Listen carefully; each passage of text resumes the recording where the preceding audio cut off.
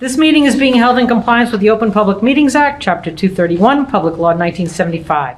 Adequate notice of this meeting has been provided to the Coaster and Asbury Park Press by publication of the annual meeting notice and posted on the municipal bulletin board and municipal website. All notices are on file with the board secretary. Official action may be taken on the following matters before the board. Fire exits are located on east and west sides of the council chambers, as well as the back of the building. I will ask everyone with a cell phone or another device to kindly silence your device for the duration of this meeting. This meeting is being recorded by APTV. Please join me in the Pledge of Allegiance. Pledge of Allegiance to the flag of the United States of America, to the republic which stands, one nation, under God, indivisible, with liberty and justice for all. I will now take roll. Mayor John Lamar is absent. Councilwoman Yvonne Clayton. Here. James Bonanno. Here. Rick Henry. Here. Jennifer Sauter. Alexis Taylor is absent. Eric Gallipo. Here. Daniel Scanamayo is absent. Juanita Barnes is absent. Rick Lambert. Here. And finally, Barbara Smith. Here. Thank you, everyone. Okay, the first item on our agenda are approval of the minutes of the meeting on May 2nd, 2022. It was a regular meeting. Can I get a motion to approve those minutes, or if someone has some modification that they were looking for? I have a modification. Okay. At the end of the minutes, after it was second, the vote was everybody eligible voted in favor of it except for me. Well, it says, it just says that, right now it just says opposed by, as opposed to everyone else was in favor. And Oh, no, it says, and then on the next page it says other 6 members vote in favor. Okay. Voila. We good? Sorry about that. Okay. Can I get a motion for approval of the minutes? So moved. I'll second. I'm sorry, who was the motion? I didn't hear. Jim. Mr. Mr. Henry. Okay, motion by Mr. Henry and a second by Barbara Krickback. All in favor? All right. Aye. And I believe everyone in attendance is eligible except for Rick. Thank you. Any opposed? Thank you. Minutes memorialized of May 2nd, 2022. All right, we have our first application, which was for Asbury Partners LLC, 1600 Ocean Avenue. At this point, they had a noticing issue, so that is being moved to a special meeting on November 23rd. I'm sorry, May 23rd, 2022. That's not even dyslexia. May 23rd, 2022. That's just a statement, right? Oh, no, we have to vote on that. No, we don't have to. It's just a statement, Yes. just so you all know if you want to show up. Okay, then our next application is the Cave Hovnanian Holdings, New Jersey, 216 3rd and 215 2nd Avenue.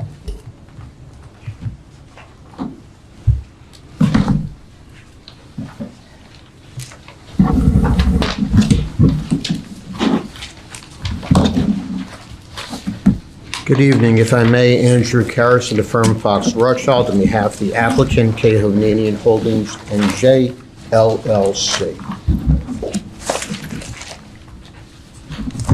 For the board's edification, this is a continuation of a hearing that we had previously begun a little while ago. We had gone through some testimony before we get started. In the event we have anybody new that is here, I just want to briefly restate what the application is about. It has to do with property block 4003, lots 1, 2, and 6. That's an area of 14,731 square feet on Burke Street and 3rd Ave, and also lots 12, 13, and 14, an approximate 20,000 square foot area on Bergen 2nd. Existing is essentially vacant lots at this point in time. What is being proposed are 2 condominium buildings.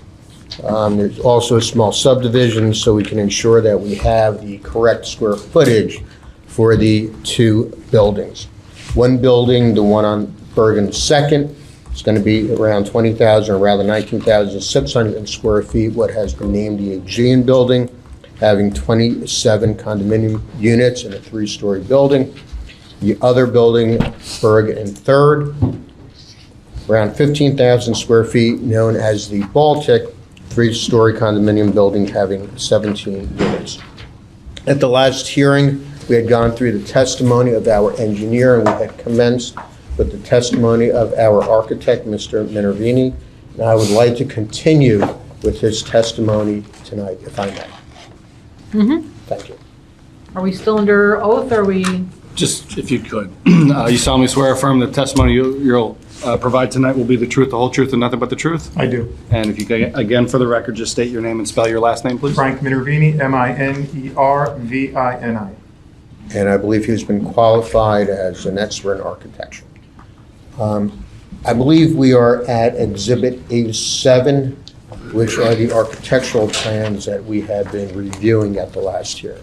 Mr. Minervini? So I'll start with just our site plan to reorient everyone. It's been a few weeks.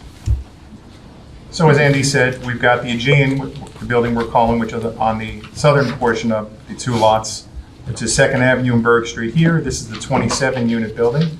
And the Baltic, which is on the northern portion, 3rd Avenue here and Berg Street. And that's 17 units. So at the last meeting, I went through all the floor plans. I talked about the site plan in terms of setbacks, and what was left to be discussed was the architecture. So if it's okay, that's where I'll start. Okay. And again, like I did mention it last time, I'm going to bounce around a bit and not follow the actual order that you've got. So we're looking at sheet number 21 of 35, and I'm going to bounce now to sheet number 2. As long as they're sheets that we have, These are all sheets we're you have. good. Yes, all that you have. I do have some additional exhibits that respond to some of the planner's comments that, as I get into them, I'll make that clear. So this is a view from Berg Street looking east. This is what we're calling the Baltic. This is what we're calling the Eugene. The buildings are 3 stories above a ground floor, which is partially subterranean, existing home in between, and right here would be 2nd Avenue, right here would be 3rd Avenue. So now we'll move to the sheet 3. And I'll go through these renderings, but then give you a bit more detail on what our thinking was in terms of the architecture as well as the materials, but I think it might make sense to go through the renderings first and kind of circle back. So this is sheet 3 of 35, and this is a view of the Eugene looking to the northeast. So right here is 2nd Avenue, right here is Berg. You'll see that the buildings are similar in architectural design. We have changed colors. The base color for both buildings is a Arctic white, we're calling it. Again, I'll get into more materials and more of the specifics in a bit. So that's sheet 3. Here's sheet 4, which is the 2nd Avenue view of the Eugene. So this is the view you would get if you were across the street, 2nd Avenue, looking towards the north. Here's our vehicular entry. Here's our resident entry. 3 stories of residential, as I mentioned, above a partially subterranean ground floor plan, parking plan, excuse me. So now we'll go to switch to sheet 12, which now we'll concentrate on the Baltic, which is the building on the northern portion of the 2 properties. So this would be Berg again, and this would be 3rd Avenue here. This is the vehicular entry for Baltic, which was discussed in the last meeting by both me and our civil engineer. 12, 13.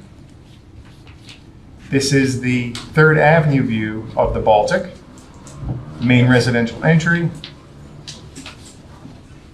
This would be Berg Street here, and this is 3rd Avenue.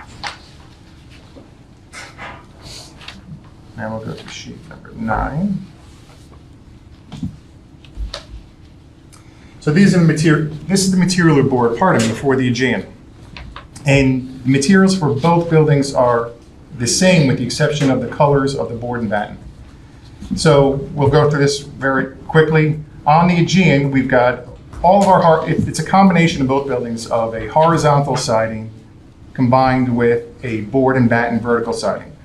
Both traditional materials where we are, in this case, using them in a contemporary fashion, they have become more popular in urban design. So we thought this was a good place to introduce these materials for this particular block. In terms of accenting, we've got black windows. The railings for the partially recessed, partially projecting balconies are black to match. And the board and batten, which is the vertical siding, and this is the part that is different from its sister building, the Baltic, is we're specifying now a Navajo beige, and all these specifications are from Hardy, a particular company. We do recognize that given the shortages and the demands for materials these days, it is possible that we'd have to change the material, but of course the board would have to know about that. But this is what we're thinking at the moment, assuming that we can get our hands on these materials. So that's sheet 9. And if I go to sheet 18, this is the similar material board for the Baltic. And again, the horizontal siding is Arctic white. Both cases, the vertical and horizontal are cement fiberboard. It's a very good material, holds its color, is very stable in terms of dimensions. It works, it's got a 30-year warranty, so we think this is a very good material in both cases, the horizontal and the vertical, for our location given the proximity to the ocean. So similar to as I described on the Aegean, we've got black windows, and I did say black before, but it's actually a dark gray for the railings. And here is our entry, which matches the windows. In terms of, and I'll go back to one of the original renderings now. And what's the color scheme on the Baltic? So the Baltic is, sorry, thank you, Andy. It's the same Arctic white, which is for the horizontal lap siding. The board and batten vertical siding is a gray. So the difference between the two buildings, other than the specific massing that is controlled by each of the sites, is the board and batten vertical siding. In one case, it's a Navajo beige. One case, it's a gray. These are sister buildings, but we do want them to be distinct enough, and we thought the color in here was a reasonable way to achieve that. I will mention that, we go back to this particular view, that at the TRC meeting, when we first submitted these drawings, the tones were much darker. And some of their feedback we got was that the dark tones probably didn't work as well as we would have wanted in this location. So with that, we've changed, as you can see here, to a light gray and a white and a Navajo, which is a beige and a white. So stylistically, and I did mention the materials we're using, but the thought here again is to, actually back up, the biggest challenge here is to reduce the perception of visual mass on these buildings. So this one, and given its length, which is the Baltic, and the same with the Eugene. And the way we think we've achieved that is by having sections project, such as this, having planar differences between this wall and this wall, as well as recessed balconies here and some on the side, on actually all 4 sides. So there's a lot of movement to the facade in addition to the change in colors. So we've got a change in color and a change in material, as well as some planar movement to the facade. And again, as I mentioned, a section like this projects out a bit, then we come back to the main plane, which is this and this.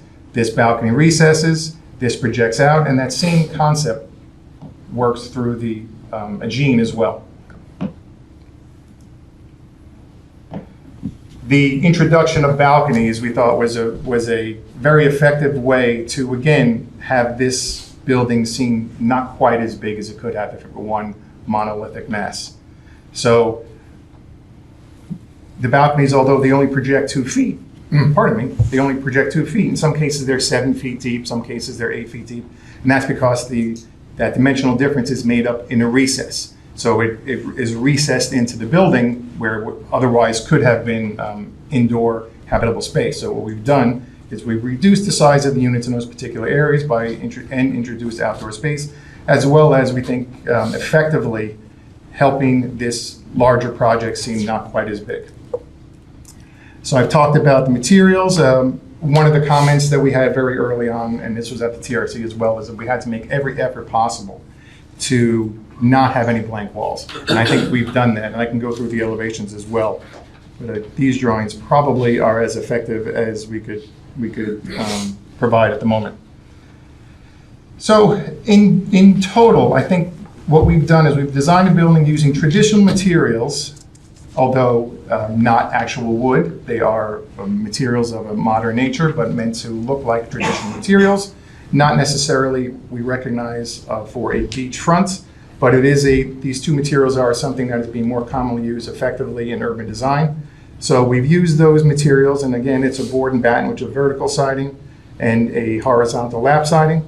In the horizontal case, we've got about a 6-inch exposure. That's the dimension that, as you can see, for the horizontal members. And on the board and batten vertical, you've got about a 14-inch exposure with 4-inch battens. And with that, I think I've described the architecture. There's a couple small things that I should probably talk about that I didn't get to at the last hearing. One, I didn't mention where the meters were. And that's something obviously that's very important. So I'll get to that right now. And in both cases, they are on our eastern wall. So this is sheet 23 showing the Eugene. Here's Berg Street, here's 2nd Avenue. So this wall section right here will have both our electric meters and gas meters. They will be landscaped for screening. Brian Leff, our landscape architect, can describe that in much better detail than I could. And then we get to the Baltic. I can use this site plan. The same condition applies along the eastern wall right here. So we've got the required proximity to the street in both cases, not very visible from the street, and will be screened from the adjacent properties to the east. So that was one thing that I wanted to mention. I realized I didn't have for the last meeting. Now I get into the exhibits that you haven't seen. So this is a drawing of, it's the facades that you have in a 2-line drawing, a 2D drawing, but locating and showing the addresses. So one of the comments was that our renderings didn't have the actual addresses shown, and that's absolutely true. And we're going to mark this as A8 for identification. And let's have a description. We'll call it the Eugene signage. So on this drawing, and I've got it for both facades, we're specifying where the location of the numbers will be and the actual numbers. So in essence, it's right there at the entry, at the residential entry. So that's two additional sheets. They could both be A8, Andy? We can do A8A and A8B. B for the Baltic, A for the Asian. B.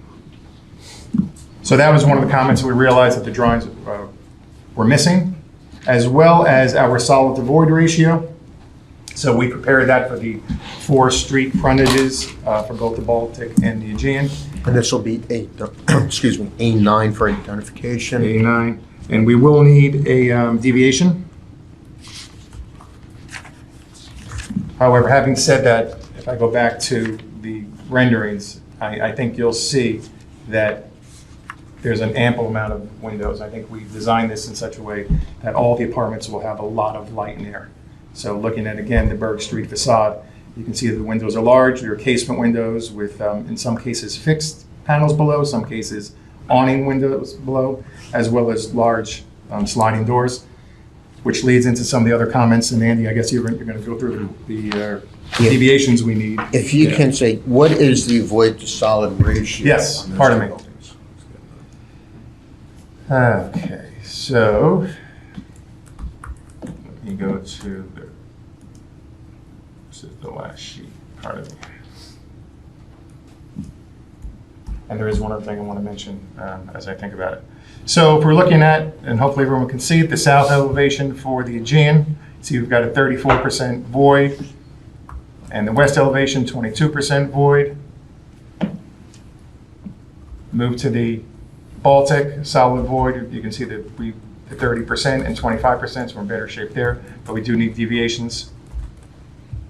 Having said that, I just want to get on the record that, and I apologize for this, all of our elevations, these are the straight views of the properties, we have mislabeled. And you can see right here that I've corrected, I've gone through and I've corrected each one. So for example, this is our north elevation, which you've seen the design intent from the renderings. However, it's labeled as a north or front-facing elevation, where actually it's a south elevation. And if we were to be approved, I would correct each of these drawings. You'll see that I've corrected them here. And I would make it obvious, putting a line through in the north. If we were to be approved, I would address this and correct it. So apologies for that. Can I just clarify something? Sure. So just on, we're only dealing with the street frontages on Correct. these, right? So you said that for the Aegean, the street frontage, fenestration, solid to voids, it was void to solid ratio of 34%? Let's see, let me get back to it. 34%. Which I think we're in. Yeah, we're compliant. Which conforms? Yes. Correct, right, because it's got to be no more than 45%. Right. Correct. But you have a minimum of 20%, so you're there. Yes. Right. On Baltic, I think you said 30? 30%. So you conform there as Conform well there. for both of those? Yes. That is correct. So, Okay. yes. Thank you for that one. And if we were to be approved, this drawing would become part and parcel of the larger set. And I think that's it for my comments. I didn't talk about necessarily the units areas. I can do that now if we like. I did go through the floor plans originally, but I didn't talk about the actual unit areas, and I can pull that up right now very simply. In terms of the utilities, I just want that to be clear. Where are the utilities going to be on the exterior of the building? Are they going to be shielded? I just described that, and in both cases, it's on the eastern facade, so we're looking at a floor plan of the Aegean. So in this particular case, this is the eastern facade here, 2nd Avenue. They would be located right here and screened with planting, again, and Brian will talk about that. Very good. We have to keep them proximate to the street. So in this particular location, it's obviously not on the front facade, which we think is a good thing, and it's in the least visible of facades that we've got, and still acceptable to JCP&L. And that applies to both the Aegean and the Baltic. What about the retaining walls on the building? I just want you to talk about those a little bit and the colors and the materials. Yes. So with that, I'll go back to the renderings. I described last time that not that it's a unique site, but it's not a very common condition that this particular block, as well as some of the adjacent blocks, the site area is in some cases 3 feet, but more commonly 6 to 7 feet above the sidewalk. So when we place our building there, and we have we'll call it a front lawn where our setback is, that's going to be landscaped, there is still that height differential to account for. So with that, we're proposing a small retaining wall that would be coated to match the, as you can see here in the rendering, coated to match the tan color. And this will be, in essence, a wall that's probably about 32 inches high. And our thought is that throughout the facade, and on both three street frontages, it would be comfortable enough for someone to sit on as they're walking by. And it's really, that's the purpose of it, as well as a retaining wall. But it's there because we have to account for that height difference between the site, as I mentioned before, and the sidewalk. So this isn't something we're introducing, this retaining wall. We're introducing the retaining wall. We're not introducing the height difference between the site as it is existing and the sidewalk. The garage doors to enter into the buildings. Apologies, I meant to mention that too as I went through the renderings. So at the TRC, the initial design, and again, it was too much gray tones, too dark of a building. And with that was a solid garage door that was also in that particular design black. So we heard, we read the report, of course, on the planner's report, and one of the comments was we should probably take another look at this area. So what we've done, we're now proposing an aluminum door that's got we'll call it a frosted glass. So it's a black aluminum that matches the rest of the windows, but it's translucent without being transparent. And again, the idea there is to have this seem a bit lighter than the initial design. And what about the width of that driveway building? Width is 18 feet. Width is 18 feet. And that is flexible in size because we do have the room to accommodate more, but 18 feet is absolutely a size that would work well given our two-way traffic. All right, before I get to the reports, if the board wants to ask some questions so far in the testimony, and then I'll delve into the reports. Are both driveways the same way? Yes, yes. Anybody else, any other board members have any questions?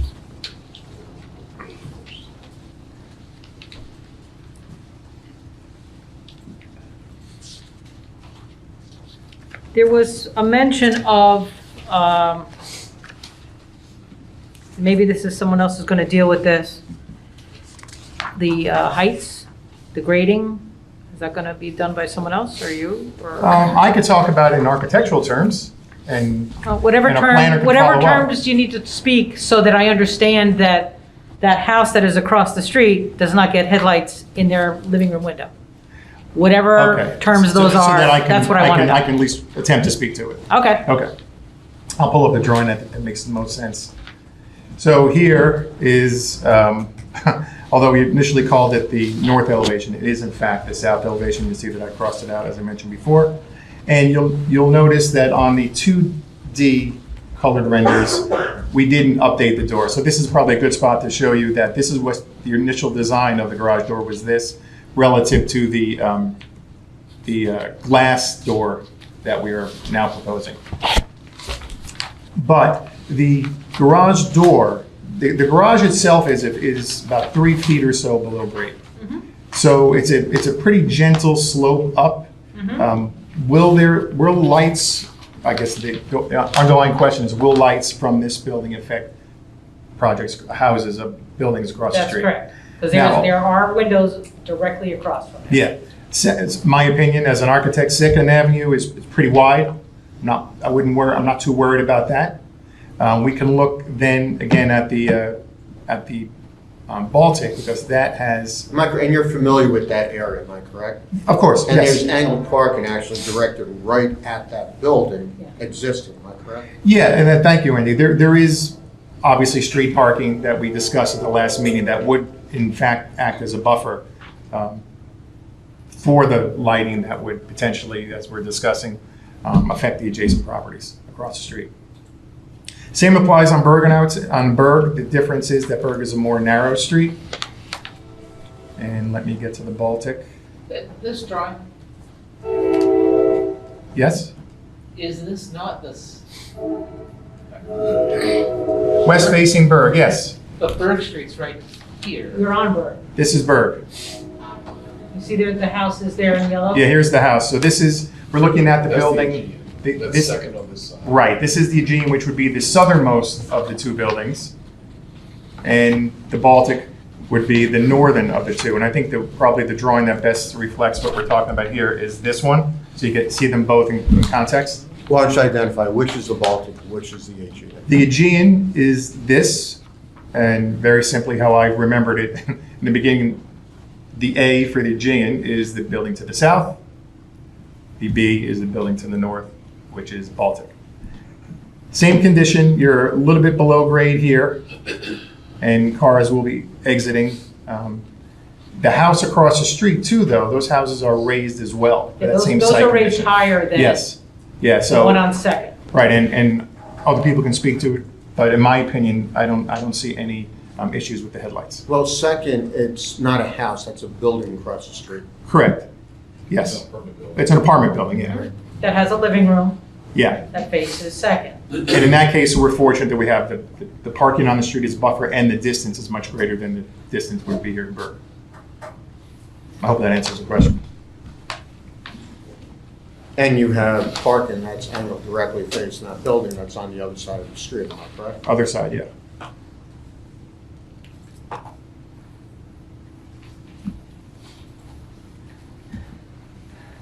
So nobody else is going to have a grading plan, or that was our discussion about grading plan? Because you were coming back with a grading plan. What do you mean? I didn't understand we were coming back with the grading.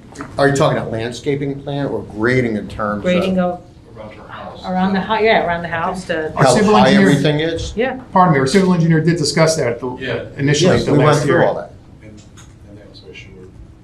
Well, that was something else that we'll touch on, yes, Would not go towards our house. right. Correct.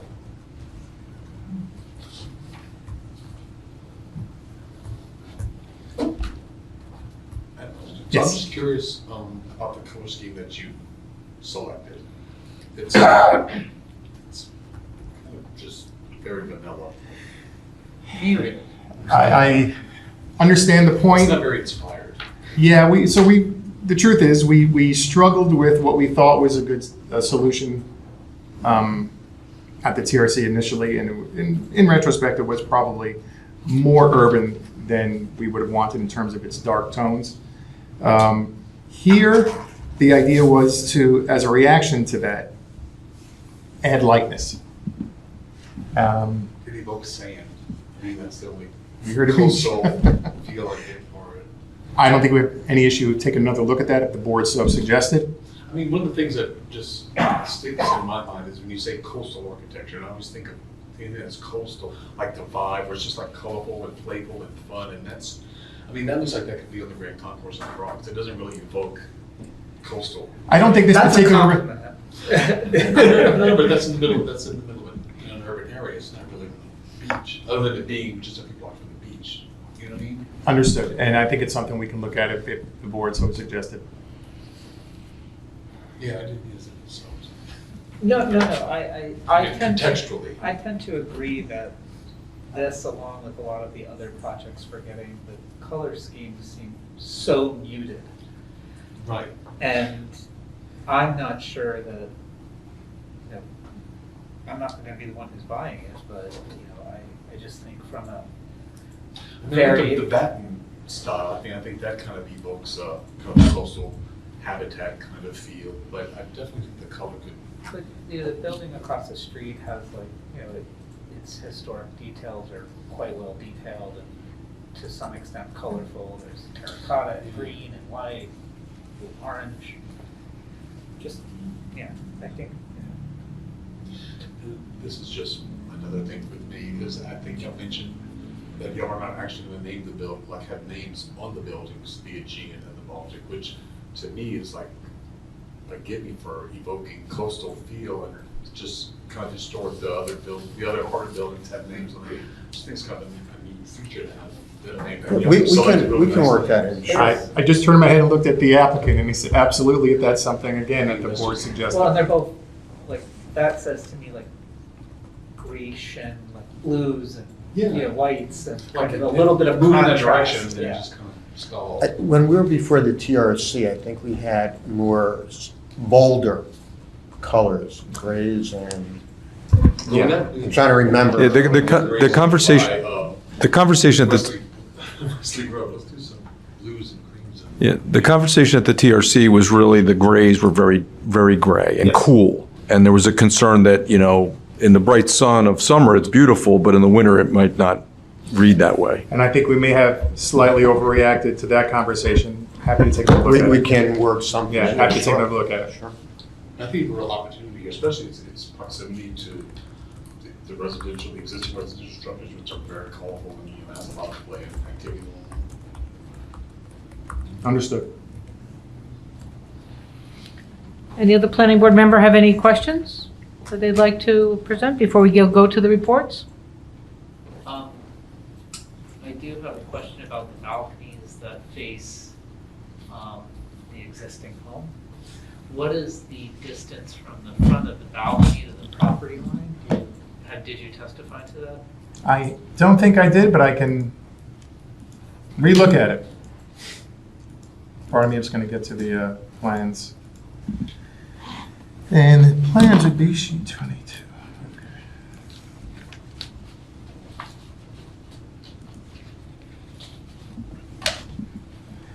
So our building, if I get the dimensions there. So the building itself, we're looking at right now the Aegean, and the question is the balconies here, Yeah. the proximity to this house, and I guess these balconies. So here we've got 12 feet 3. The balconies project 2 feet. And here we've got 12 feet, and the balcony projects 2 feet. So 10 feet, 3 and 10. Correct. And are balconies permitted inside yards? Yes. They are. Yeah, balconies, technically, decks are only permitted in rear yards, the way that the WRP talks about it, talks about decks. Balconies are not permitted to be cantilevered. They have to have brackets. Speaking of those balconies, I know that on page 2 that you had here, and I don't know if somebody else will speak to this, there were some trees that were essentially enhancing that area so that the trees, people would see the trees not inside the home's yard. Yes. Is that what's going to happen, or will the landscape architect speak to that? I think he should answer that. He'll give you a more accurate answer than I could. Okay. Can you go back to the elevation? Sure. I- The Berg Street elevation? Well, I guess it's gonna be whatever would be facing the home. Okay. The side elevation, so in this, on the Yeah, case of so the Baltic your south facing elevation south, of okay. the Baltic and your north elevation of So it would be this one, which is the south elevation. yes. No, that's Berg This right is, there. this is, Because it That's shows the west house. elevation. yeah, I got one more, yeah. Here we go. This is facing north. So on the Aegean, this is facing north. Here's the adjacent house outlined in yellow. Yeah. And you do have balconies on the front of the building already, correct? Correct. My concern is of this line of balconies facing, like, if there's an opportunity to move them to the street side, it seems like that would be, I don't think. Right, on the Eugene, because it's still the same room, I think. It's Yeah, still in the there same was- I room. remember some layout of the apartment was strange. This layout will I show you see, that the yeah. balconies are kind of blue-gray. yeah. How, Like that one. But C, That you one, could C. flip to Berg.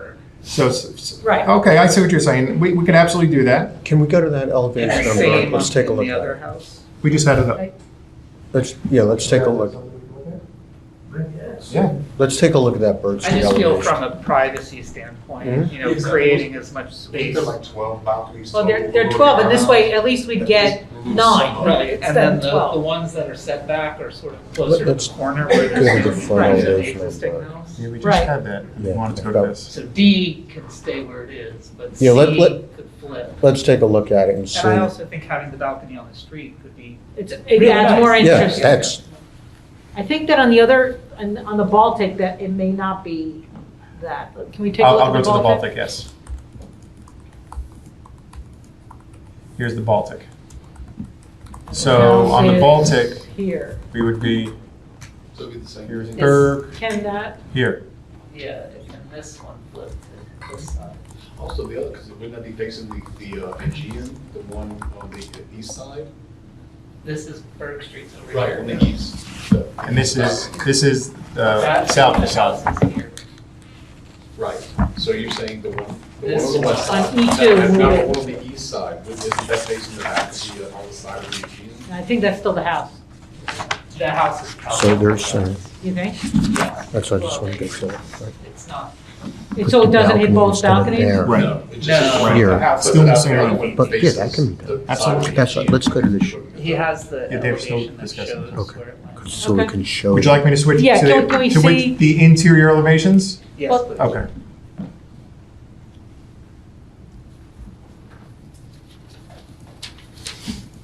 Yeah, see here, the house is almost that deep, so it's, now this would be facing the other direction. So where's that? Here, this is what we're looking at. So that's the So, Aegean. yeah. This is the Aegean. This This is on So sale. where, can you send me see the Baltic? Sure. The south elevation of the Baltic? Yep, and let me get to that. That's 12.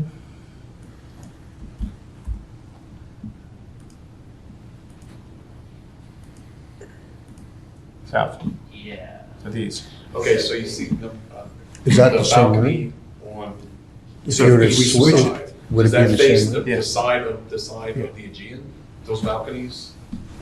This is the user. Right, right. I'm talking about the balconies on the eastern side. These- Those right there, those facing. Those are facing the opposite property, the Aegean, yes. Yeah, So it's not the backyard of Would it the be, home? but I mean, would it She be a has no better backyard. view if it were on the east side of the building versus facing the side of the building?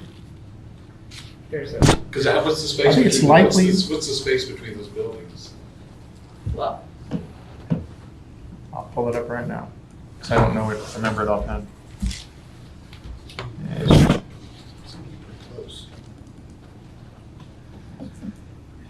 22 feet. but then, yeah. So this balcony That's is looking at, these two balconies looking at each other 22 feet away, not the house in between. Right, so just the one on the west facing You're the house. talking about this line and that line. Mhm. Right. To minimize that, if we could in any way. Yeah, and for me, the focus would be the ones Yeah, I think that we- coincide with the. Because they're existing within the home. same room, we could put it on the Yeah, street it's- side. that's and- why we see it, it's the same Absolutely. room, so- Understood. No, that's Can we a do that? simple change to make that. That would be I think will probably terrific. And even I really enhance like the the location. idea of the balconies Yeah. facing the street. I agree with you. I agree that the balcony should face the street and also for privacy purposes. Okay. Does anybody else have anything before we go over the report? I just had a quick question about balconies too. I initially just thought you would have some on the east side, just from a viewpoint. I realize you don't know what's going to come down the road, but I think we want to, whatever goes to the ocean, right, so we're not. There are buildings, apartment buildings in both cases directly to the east of us. Yes, but you still have some, I was curious, because that's why it's blocked, like completely blocked. Fair point, we can look at that as well. Yeah, I understood. We can take a look at that. Let's go with the report. All right? Yeah. All right, what I'm going to do is take a look at what had, did we mark the planner's report yet? No, not the planner's report. but Insights the- report? All right, so why don't we mark the planner's report from CCH dated February 22, 2022 as, I believe, B2? All right. What I'm going to do then is go through B2 for identification, the comments as we find in that report. All right, what I'm going to do is go directly to page 7. And with some of the comments. 7A had to do with the roll-up door. It was a solid door. We've addressed that, am I correct? Yes. Okay. The concrete base of the building, it is going to be concrete, and you've already testified, it'll match in terms of color what we find in the buildings, am I correct?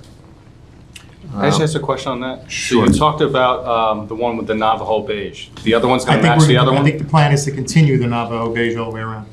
Yeah. Okay, so the whole Now, thing that is- may change, of course, depending on how the colors change, but we'll pick the gray then, probably. That makes more sense, because that's more likely to stay the color. But the point is, the whole retaining wall is It'll going be to be the same color. contiguous, yeah.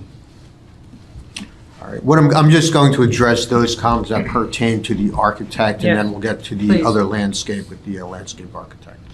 Going to E on page 7, this has to do with the colors, and we're going to readdress that, am I Yes. correct? All right, screening, F, we have already dealt with, am I correct? Yes. With Yes, that screening, I'm sorry, that screening is going to be towards the home that we're going to screen, so there isn't any noise. That's what we're screening, All right? right, this comment had to do with the utility Utilities. meters, but if you want to All talk about. utilities as Yeah. opposed to the roof. Okay. And we already had addressed with regard to the roof, and we're going to look at whether or not we may be able to move those units Right. a little We just further want to away. protect the home. Street furniture, G.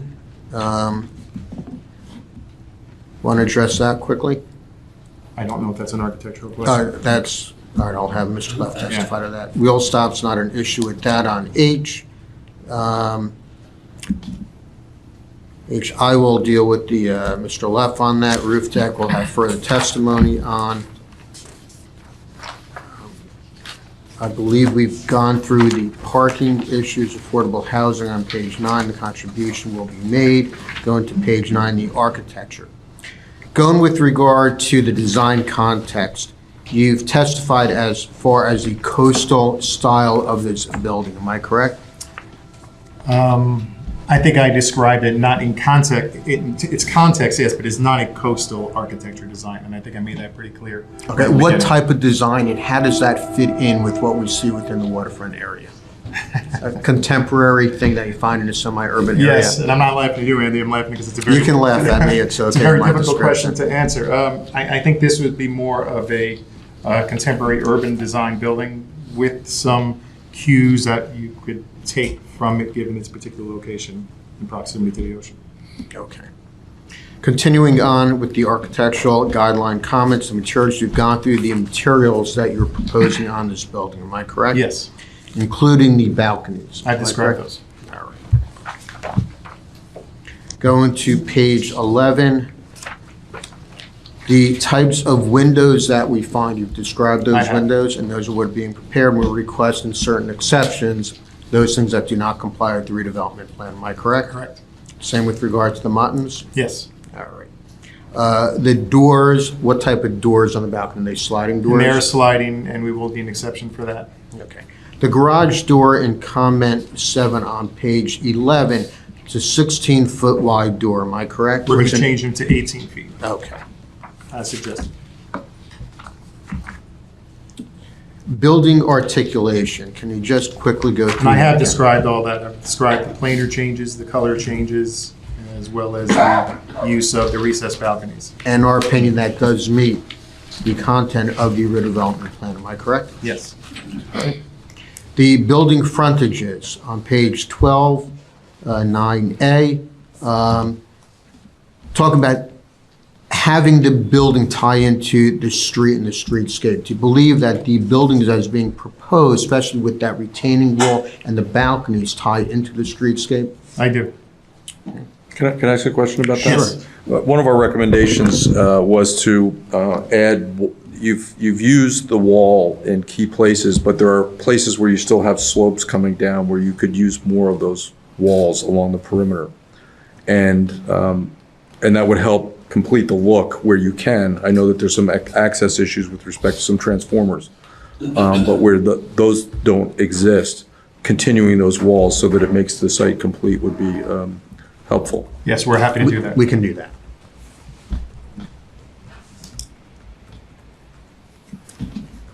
Let the storm hit. I thought we got past that already. The building frontages, the comment has to do with the base obscured by plantings and retaining walls of a low quality. It is, a retaining wall is a quality type material that is being utilized on that, am I Yes. correct? Okay, no issue with that. The design of the building, the transition, do you believe that there are transition lines that are within this building as designed that meet the purpose of that redevelopment plan? Well, our transition line is really from the base of the building and then residential portions up. So we've got different construction methods.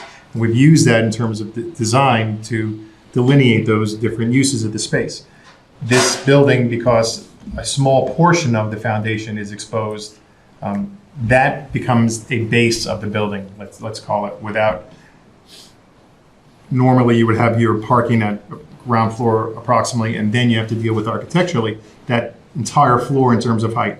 Here, we don't have that issue, so the way we've handled it, I think is very effective. Got a smaller exposure of the foundation, here to be a gray concrete, screened by planting. Building frontages, comment E, the last comment on page 12, talks about the roof is flat, designed as a terrace attached to partial penthouse, the best way to achieve visual adequacy. Here, we do have a flat roof, but we're proposing amenities, and we'll have testimony on Yes. that. Am I correct? Correct. All right. In terms of what's on the roof, F, We'll have Mr. Leff testify to that. G, there's no habitable space within that parking garage, am I correct? Correct. Building parts, the calculation for the void to solid ratio and the fenestration, A and B, provided testimony on, am I correct? Yes. All right. The balconies are used to provide additional outdoor space and also expression of different lines within the buildings, am I correct? Correct. All right. And to the extent that it doesn't comply specifically with the terms of the redevelopment plan, will request exceptions, am I correct? Yes. All right. With regard to cantilevered balconies, that shall be no deeper than 3 feet as per the redevelopment plan. Here, they're mostly recessed, they're cantilevered brief. 2 feet. Okay, so it's not more than 3 feet, That's am I right. correct? All right. Sliding doors, we've already addressed. The windows, in terms of the types of windows and the flushings, you've addressed that, am I correct? Yes. Going to page 14, the parking we've already dealt with, and page 15 by Mr. Curley's testimony. Continuing on, planting design on page 16, we'll have Mr. Leff testify to. The stormwater on page 17, we've already provided testimony on. It's additional. Streetscape will provide testimony from Mr. Leff. The lighting, I believe Mr. Curley already has testified to. Going to page 19, the refuse and recycling, I believe you testified to that? Yes, and I did have an exhibit showing the expansion. I believe it was the Aegean that we were deficient in, so now it does comply. So it's in full compliance with what's required under the redevelopment plan. Correct. Just to back up 1 second, what we understood was that Mr. Leff was going to talk about the lighting on the roof deck. Yes, on Mr. the Curley roof talked wall. about the site lighting, That is correct. and we Right, have, somebody was also going to talk about the height of that light that is by the emergency exit. We had mentioned about somebody was going to tell us how high that was going to be to make sure it doesn't interfere with the home next door. We'll take a look at that. Because that was the only place that where the lighting was a little higher than everywhere else. I think we did discuss, and may have been Bob, that is going to be shielded only to, the pool of light would be on our property specifically. That's what we want. Yeah, and I Yeah, do have that's what I some, recall. Okay. I do have some facade lighting, but in every single case, then we've got details here showing how it's just on the facade, purely accent lighting. Okay. Not, no spillage, Okay, no spillage. no I like spillage. that. And obviously, I know that you mentioned that we already spoke about parking, but we're coming back to that, right? We are coming back. Okay. That's correct. Utility services, we've already addressed. Mechanical equipment, again, we're going to readdress that in a little bit in terms of the location on the roof, and I believe that's it for the report B2, and I believe B1 was predominantly, if not totally, engineering. Yeah, I believe we've gone through all the comments as pertaining to engineering in his testimony. That's all the questions I have.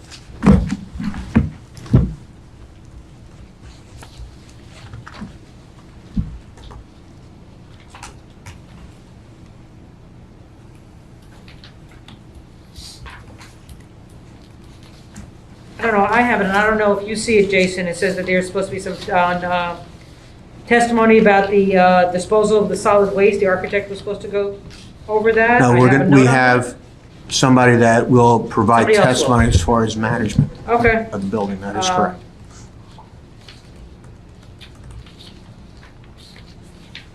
And the drive aisles of 22 feet versus 23 feet, we already went through that.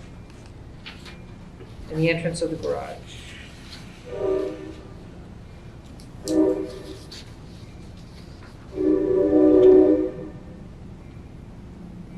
Okay.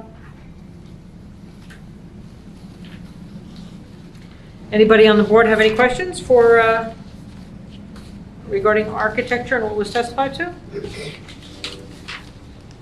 No? Any, Yeah, go I ahead. have just one question. Sure. And it's not very specific, but with the architectural design, it's, the master plan intended, waterfront redevelopment plan intended that the buildings that are being designed blend with their surroundings. And again, I question, why is this building, these buildings, not being designed to complement the buildings on Second Avenue, where they, and the surrounding areas? There seems to be some sort of a problem, and I don't understand why the design seems to be at odds with that requirement. I think that this particular board has, through previous projects, understood that contemporary design is something that is likely more appropriate for a progressive city like Asbury Park. In my opinion, that master plan was written a very long time ago.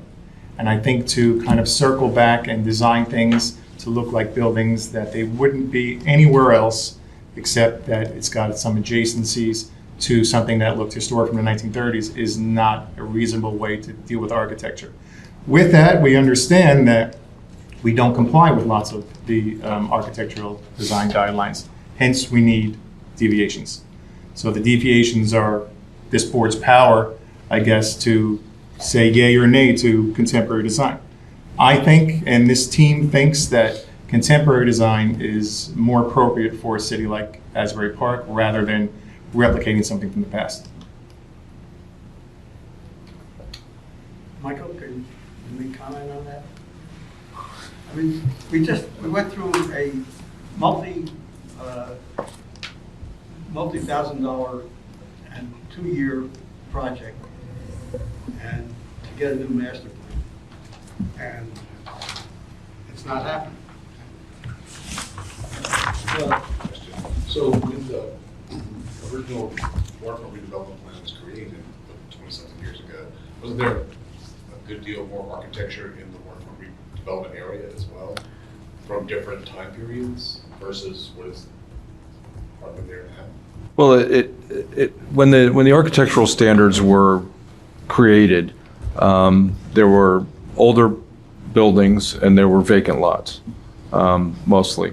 And those examples of, the strong examples of the more traditional Art Deco, Mediterranean Revival, some of the Victorian and more of the sort of vernacular coastal were looked at as the styles. And understanding that outside of styles, contemporary buildings can still reflect their surroundings through scale, through modulation of the facades, and other ways. So just because it stylistically doesn't meet what that vision might have been then, and where the market has moved, I think a lot of this has to do with the market and they shift. Contemporary buildings can still mesh with their surroundings, in my opinion.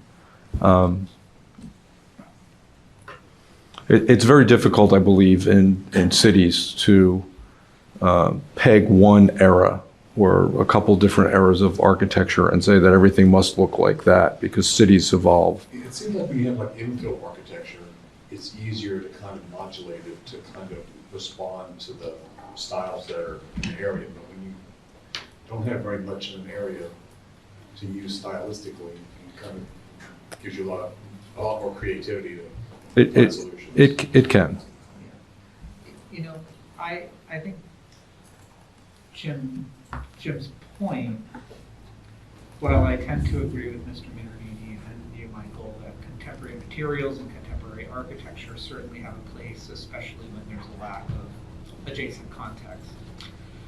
There is a site planning issue where I think that our process of how these applications end up in front of us, and we as the planning board have relatively little latitude to go back and change things that, without our input or particular input from the public, are already decided. And one of those examples of how this building might meld better in with its surroundings, which we have no power to change now, is having the front facades on Berg Street align with the existing setback of the building. Right now, they sit proud of that, kind of creating something of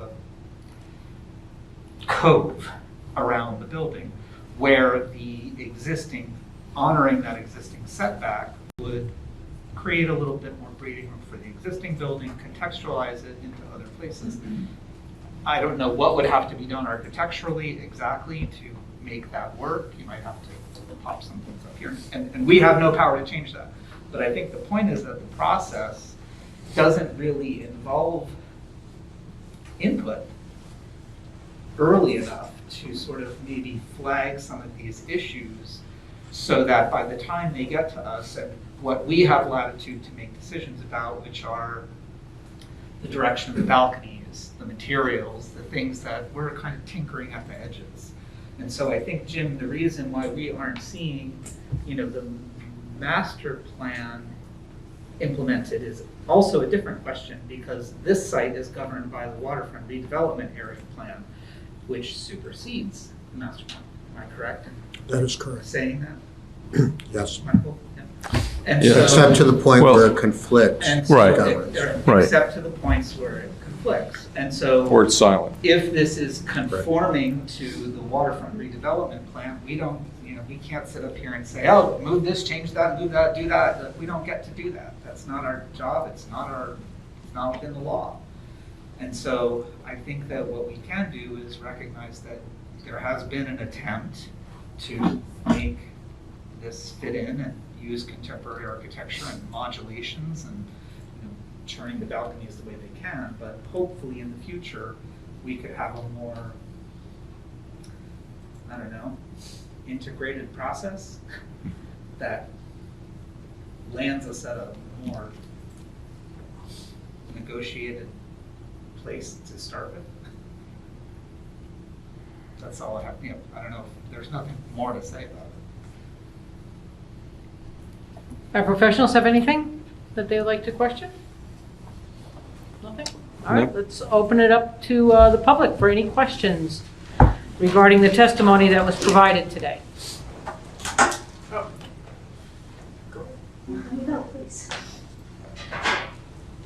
So actually, we're talking about waterfront redevelopment plan. Please state your name and address. Sure. Michael Goonan, Goonan, 1101 Ocean Avenue. So question about conforming with waterfront redevelopment plan. So this site allows a 3-story building, is that right? Yes. And the ground level doesn't count towards that 3 stories? Yeah, number one, this is an architect. Just to give you a little history of what happened. We have to go, before we get to the planning board, before what's called the TRC. Once we finish there, we go before the mayor and council to make sure it's in compliance with the redevelopment plan before we can come here. One of the issues was the grading and the height of the building. That's all governed by, obviously, the waterfront redevelopment plan. So it's already been determined that we are in compliance in terms of the height and the grade, where the garage is, and then the levels of the building. So maybe just so the public can understand, so how much of that subterranean level has to be below ground in order to? To recall the numbers. Yes, it's half the height. Okay, and so from street level, how many feet of that level are below ground? You don't look at street, you look at where the grade of the property is. Okay, so when this project is done, right now there's a mound of dirt that's like 4 feet above You the look at the street. existing grade.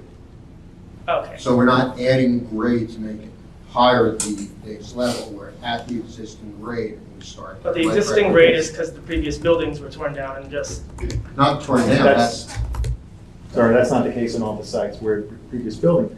This entire block, including the house that is in between, is raised up, in some cases, 4 feet, 5, 6, or 7 feet, because that is the condition of the sites prior to the applicant being involved. That is the existing condition of the site, and that is our base level for measuring height. okay. As- But just as so we I did understand, this so when across this the project is done, all that dirt's gonna be gone, and from the street, No. we're gonna see a 4-story building? No. This drawing can probably help. There's a retaining wall on the 3 sides. It's going to be extended relative to the plans about this high. Retaining wall's got soil behind it and landscaping. From that point, it slopes up to the portion of the building you're going to see. So you're not going to see very much of that subterranean, partially subterranean ground floor. You see a small section of it, and then the 3 stories of residential above.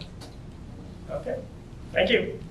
You know, for a clip, why don't we go through the height, just so everybody's aware of how tall the building is going to be from grade?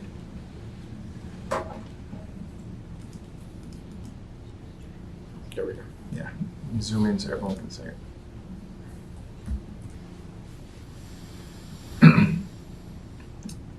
So from average grade, the buildings, in this particular case, and we're to the 3/4 inch in terms of accuracy, but we're measuring the height to the top of the roof appurtenances, which is the stair bulkhead and elevator bulkhead.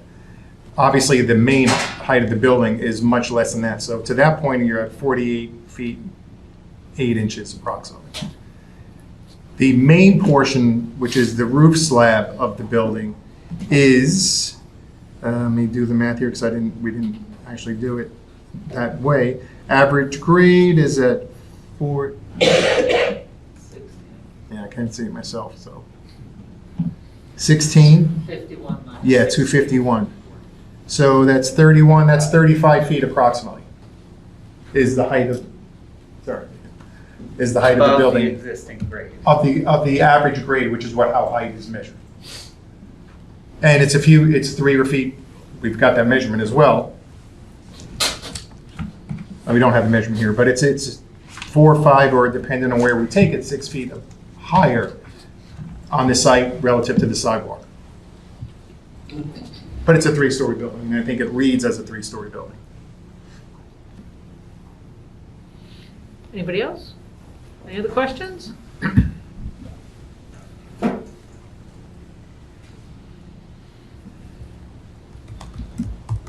Hi, can you hear me? Yeah, just so we need your name and address. Yeah, Jill Mundrone, 1004 Berg Street, the house in the cove, as you so eloquently put it. Okay, so maybe some silly questions, but I'm just learning. So is this, you mentioned the subdivision, is the subdivision the same as the variance that's needed for the Baltic property to conform to the 15,000 square foot requirement? Not a question for me, unfortunately. I'll be able to answer that. Thank The you. subdivision is to ensure that both lots are 15,000 square feet, so we're taking a little portion of one, adding it to the other, which is a couple feet short, to comply with the 15,000 square feet. No variance is required. It would actually have to go for a plan amendment if we're below the 15,000 square feet, but we do comply with the subdivision. So the 14,731 feet that you referenced? That's is existing, so it becomes with the subdivision 15,000. 15,000, okay, thank you. Void to solid ratio, what does that mean? It is the percentage of openings on the flat portion of the facade. The ordinance wants you to have more openings rather than not, this to steer you away from blank walls. Openings like windows or? Yes, yeah. Or balcony, like That's anything? either. Okay, thank you. And then the setback, is it the same on Berg Street as it is on 2nd Ave and 3rd Ave? It's slightly different, as I explained at the last hearing, because the street itself is not exactly perpendicular. So we don't have corners that are 90 degrees. It's approximately the same. One is 5 feet, I think, one is 6, and I can look it up, but they're approximately the same. Okay. And the reason to go so close to the road when my house is the 25 feet behind, set back? It's the way that we designed it to actually have the building function well. And we think it makes sense given, again, the urban design of this particular 2 lots. Certainly your house is set back, which isn't a typical on this particular portion of the street.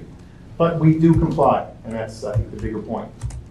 I think when you look at the waterfront redevelopment plan and how they plan out all these streets within that prime renewal area, they contemplated that buildings were going to be close to the property lines. So I guess this is, can I ask the board a question? The board, so am I allowed to actually extend my house out to the same, I guess to go all the way out to where you're going? Can my house be extended out towards the street instead of remaining at a 25-foot setback? Your problem would be lot coverage before it would be an issue of whether or not you could move forward. because you take up so much of your lot, it Okay, would be a uphill battle okay. based on lot coverage. not How on about setback. going up the same 3.5 stories? Would that be allowed? You would be able to. Michael should answer that. Yes, and the only reason that it's 3.5 stories is because the parking at that level does not constitute a story pursuant to the waterfront redevelopment plan. So if you didn't have parking underneath, you could only do 3 stories. So I guess what I'm really getting at is, would I be afforded the same redevelopment zone rules? Because essentially I would be a developer of my own house, right? Oh, Well, You've got it's, our professional It's standards. not that easy. Yeah. So this board can't answer what you can and can't do on your own property. You're going to have to get your own consultants and determine what you can and can't do according to what the zone requirements are and the waterfront development plan are. I can't have this board answer a question about your specific property. Okay, Okay. that's fair. I'm just curious. Thank you. that's good.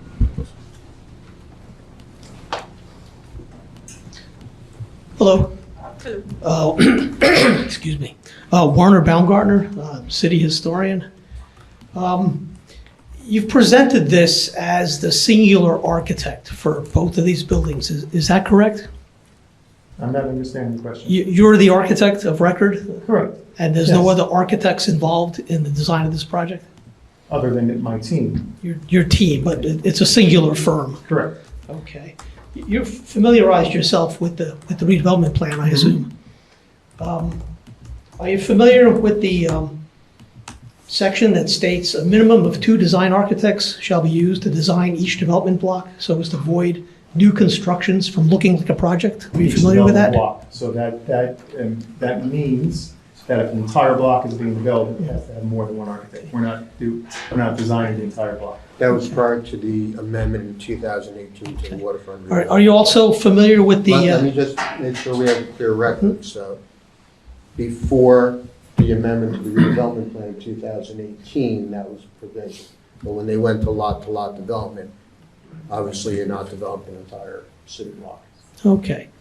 Is there some reason that you intentionally chose to make both of these buildings essentially identical? Why not change the architecture between these two? We think this is an appropriate method of design. Why? I don't have to answer why. He answered what he Did- thought. did you say I that's don't have to argumentative. answer that? No, I don't have to answer that question. Okay. It's kind of a silly question. Oh, boy, thank you for that silly answer. Have you presented any renderings of the surrounding neighborhood across the street of Berg, across the street of Third, or across the street of Second as required? Previous, our civil engineer showed photographs of the adjacent properties. Do you have those available? That was the engineer that went through. the Why test. would the engineer present architectural renderings? There weren't renderings, there were photographs of existing conditions. Okay. Yes. And you believe that this particular design conforms to merging well with the existing architectural conditions? I think I've described my opinion on the architecture. Thank you. Sure.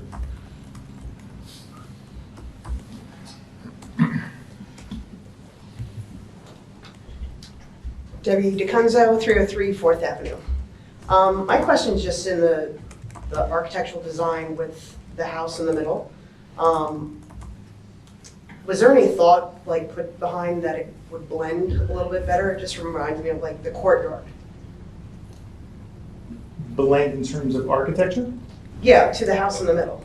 It just doesn't mesh well. It looks like the elephant in the room. Like, was there any thought of being able to blend those two buildings with the house? Architecturally speaking, I don't see it being possible to blend a house of that size and being a single-family residential to a multifamily, with, pardon me, a multifamily residential building. It has its own requirements of height, as we talked about, number of windows, not a pitched roof. I think that's probably the main reason why it doesn't blend to your eye. The roof system is different, but this is what is needed in this case for a multifamily building. I think if we were here designing single-family homes, then your point to me would be more relevant, but the uses, although they're residential, are different between the two buildings, single family versus multifamily. So that in itself, to start, changes the architectural style relative to each other. Understood. Just seems like it changes just the whole look of the road. It just doesn't blend. doesn't it? Understood. But you have to understand, that's what's contemplated under the waterfront redevelopment plan, is that these sites were going to be developed with multifamily residential buildings, not single-family properties. And the single-family properties, and this is just for my knowledge, we're aware of that? I can't say that's speculative. I can't say what somebody was or was not aware of.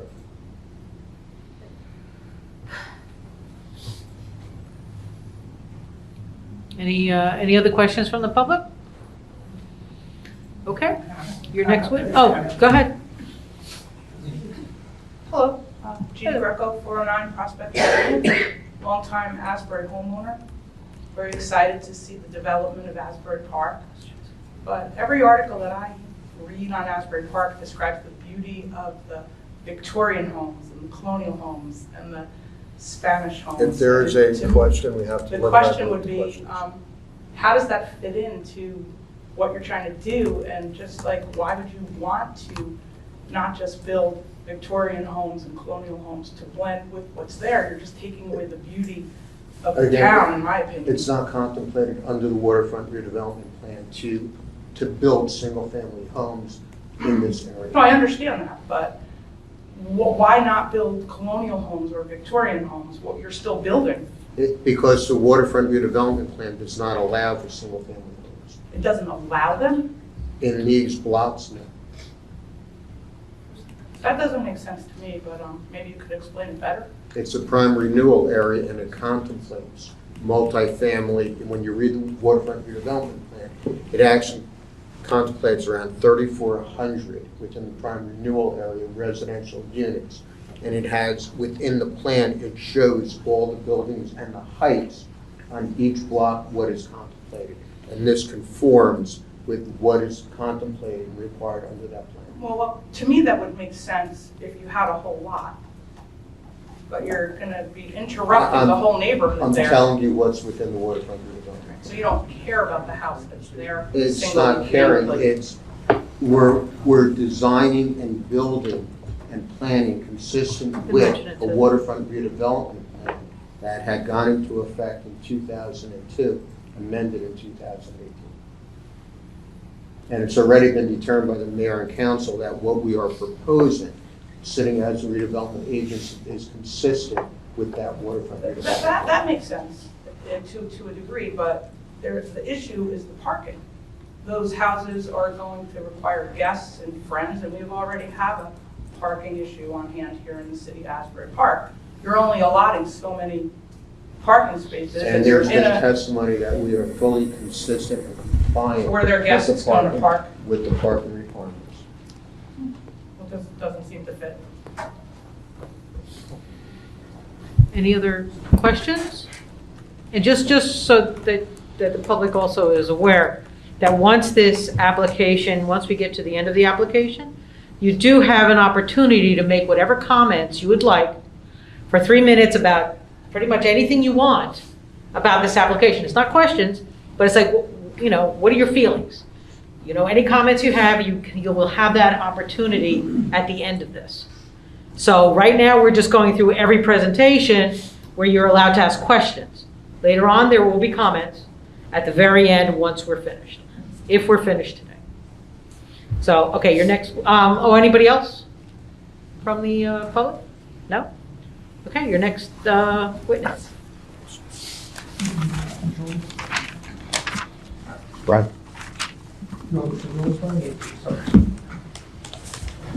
Chair. No.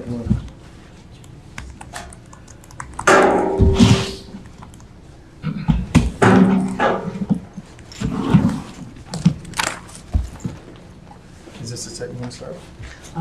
Start with one of your renderings. From my records, okay. Yeah, and then we'll probably move to the top one. Got it. You can be my producer. Just direct me. You can be my producer as you feel appropriate. Yeah. That's not it. You swear or affirm that the testimony you're about to provide will be the truth, the whole truth, and nothing but the truth? I do.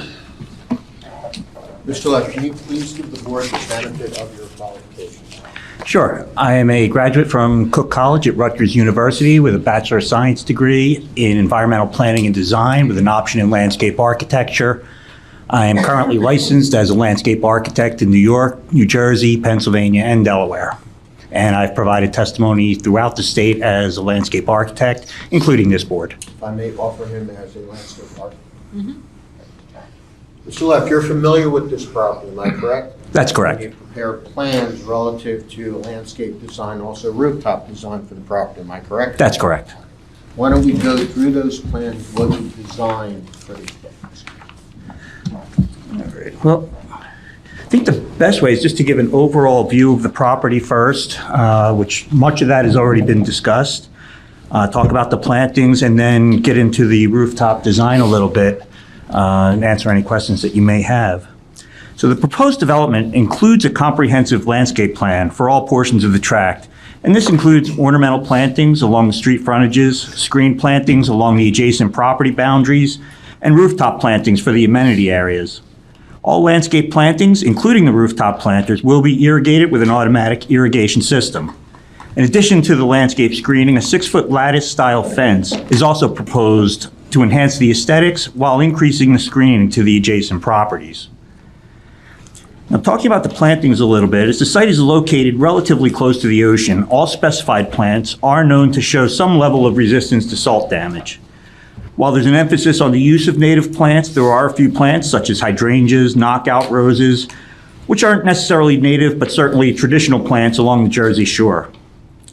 Plantings along the street frontages were selected to provide a colorful and dynamic street appeal. And these include summersweet, hydrangea, knockout roses, purple coneflower, Russian sage, and a variety of ornamental grasses. Evergreen species such as inkberry, Japanese holly, and various juniper species are also proposed to maintain the winter appeal. Taller screen plantings are proposed along all interior tract boundaries, and these include Nellie Stevens hollies, arborvitaes, and skyrocket junipers. The planner's review letter does raise questions about the limited use of Japanese forest grass and Hinoki cypress, and I will review these situations and revise the plans as necessary to provide plants that may be more suitable to the specific site conditions. Much of the planting area is occupied with underground stormwater management structures, as was testified by the engineer. These are solid reinforced concrete structures that don't provide any infiltration. And in all cases, a minimum planting depth of 18 inches is provided over these structures. Larger plants, such as arborvitaes around the perimeter, will be planted in soils that range from approximately 27 inches to areas that have a soil depth of greater than 4 feet. Shrubs and smaller perennials will be planted in areas with depths shallower than 27 inches, but in all cases, again, greater than 18 inches. Adequate room is provided for the plant roots to establish and grow in a healthy manner. And as requested by the board planner, plant container sizes will be added to the planting schedule to verify the depths and the soil adequacy. As concrete storm structures are designed to be compatible with heavy loads, we don't expect the weight of the soil to impact the integrity or function of the stormwater management system. And it does not require any special soil mixture on top of the structures. The plans currently specify a planting backfill mixture to include 30% native soil. And again, the board planner, rightfully so, called out that the planting backfill should be revised to provide 100% topsoil and eliminate the native soil component that give the plants the best chance of growing. And as I mentioned, we have a rooftop amenity area on each of these buildings. The application includes 1,500 square foot amenity area in the southeast corner of the Aegean, and the Baltic provides its 925 square foot amenity area in the northeast corner of the building. Both areas contain a fire pit, lounge chair seating, outdoor kitchen area, tables, landscape plantings, and some introduced lighting. The amenity spaces are surrounded with landscape plantings contained within raised planters. And as requested by the board planner, we will provide a planting detail for the planter boxes, which will specify a lightweight soil mixture appropriate for rooftop plantings. As it's anticipated that the rooftop will be windy environment, most specified plants are low evergreen and perennials which can tolerate those conditions. These include mixed compact juniper, Shasta daisy, little blue stem, switchgrass, and again, Russian sage. To add vertical interest and provide some shade on the rooftop, a few serviceberry trees are proposed within 4-foot by 4-foot planters. And in addition to the landscape border, the entire area is encompassed by a 42-inch safety railing. To extend the time of use for the amenity areas, minimal rooftop lighting is proposed. Now, lighting is necessary for safety and security of the users of those areas, and it's important to have at least one light fixture above head level to adequately identify an individual's face. The lighting consists of bollard lighting along the walkways, and that includes the emergency egress for each area, and a single pole-mounted fixture centrally located in each area. Now, the single fixture is a 57-watt LED fixture mounted at a height of 12 feet above the roof deck. And at this height and at the location specified, the light fixtures will not be visible for pedestrians on the adjacent sidewalk, from adjacent building windows, or even drivers along the adjacent roadways.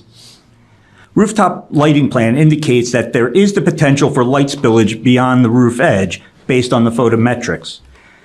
The light levels in all cases, however, are reduced to 0 at the property line, and there is no off-site light spillage. And the proposed fixtures will not contribute any ground level light on the site or the adjacent property. In my opinion, the landscape will complement the architecture, provides aesthetic appeal in a manner consistent with the Asbury Park redevelopment vision. And as the rooftop amenity area will be largely invisible to the public, it's a way of providing open space for the residents without any impacts to the community. And that's really the general idea of the landscape and the rooftop area, and I'd be happy to answer questions. Let's go right to the plans, the landscape plan and the rooftop plan, and go through this. Rooftop to start, or? Yeah, we can do it. Yeah, rooftop? So what we're looking at is I believe 10 for identification.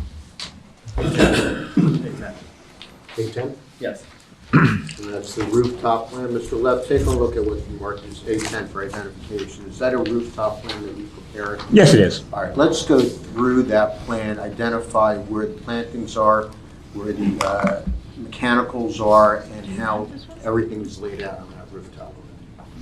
Did we receive the color renderings? They were submitted prior to the first hearing, yes. Oh, yeah. Quite a while ago. Okay. What number, what page are we looking at? This was a sheet 1 of 1. It was an exhibit prepared for the hearing, the color exhibit. But it is the same in content as the rooftop planting plans that were in the set. So that's 4 of 5? That sounds about right, and 5 of 5 would have been the lighting plan, yes. Okay. 3 of 5, looks like. 3 of 5? Yeah, 3 of 5 has the rooftop. 4 of 5 has it. Looking at the colored 3 of 5. Let's take a look at that. And that's the mark as A10 for identification. Please go through that. Okay. What this exhibit shows is the Baltic building on the left and the larger Eugene building on the right. They were enlarged from the site plan a little bit, so you can see the detail a little better. And what each one shows, again, is the amenity areas, which contain the fire pit, the seating area, the outdoor kitchen, and they're all ringed by the low plantings that are going to be in raised planters. What doesn't show up very clear on the renderings is the 42-inch railing, which would be immediately set behind the planters. It is shown, but it's tough to see. To meet building codes, we are providing an emergency egress only, and that's the narrow walkway that goes from the front one end of the building to the other. At most times, that's gated and not accessible, but it is there to meet building codes. In the event of emergency, you do have 2 points of egress. And those would have bollard lighting along them, which again would not be visible from the ground at all. All right, and the trees and all and the plants that we see on there. We see the fire pit on there, am I correct? Can you identify that? The fire pit on the Baltic is up in the upper left corner of the amenity area, and on the Aegean, it's in the lower right corner of the amenity area.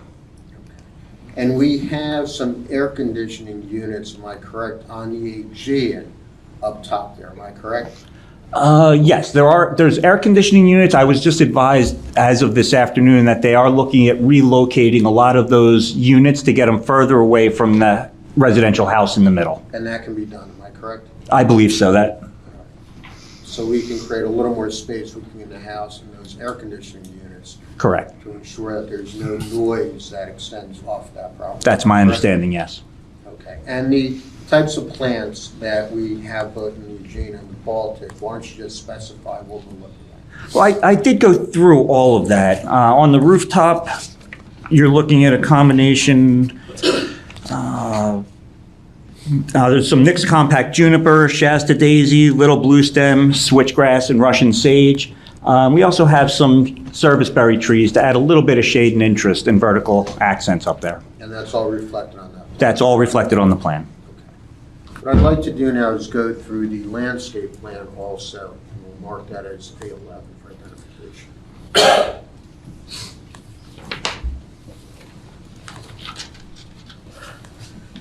All right, taking a look at what's been marked as A11 for identification, that's a landscape plan that you prepared also, am I correct? Yes.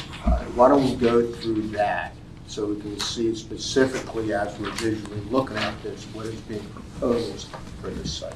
Okay, as I stated, along these street frontages, we have summer sweet, hydrangea, roses, purple coneflower, Russian sage, and a lot of ornamental grasses. That really adds a lot of color and interest from the street frontage.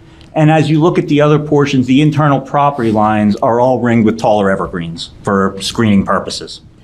And there are utilities on the exterior of the building, am I correct? Yes, and they're all screened by large evergreens and a fence that's being installed on the property line. And that's, the pointer is identifying where those utilities are and the screening around it, am I correct? That's correct. Any questions from the board? Go ahead. The landscaping around the single-family home, how tall are the trees? It's hard to. When they get installed, they're specified, I believe those are, there's a combination of things there, actually. That's some arborvitaes and some skyrocket juniper, both specified at 6 to 7 feet at planting. And they will grow considerably taller than that.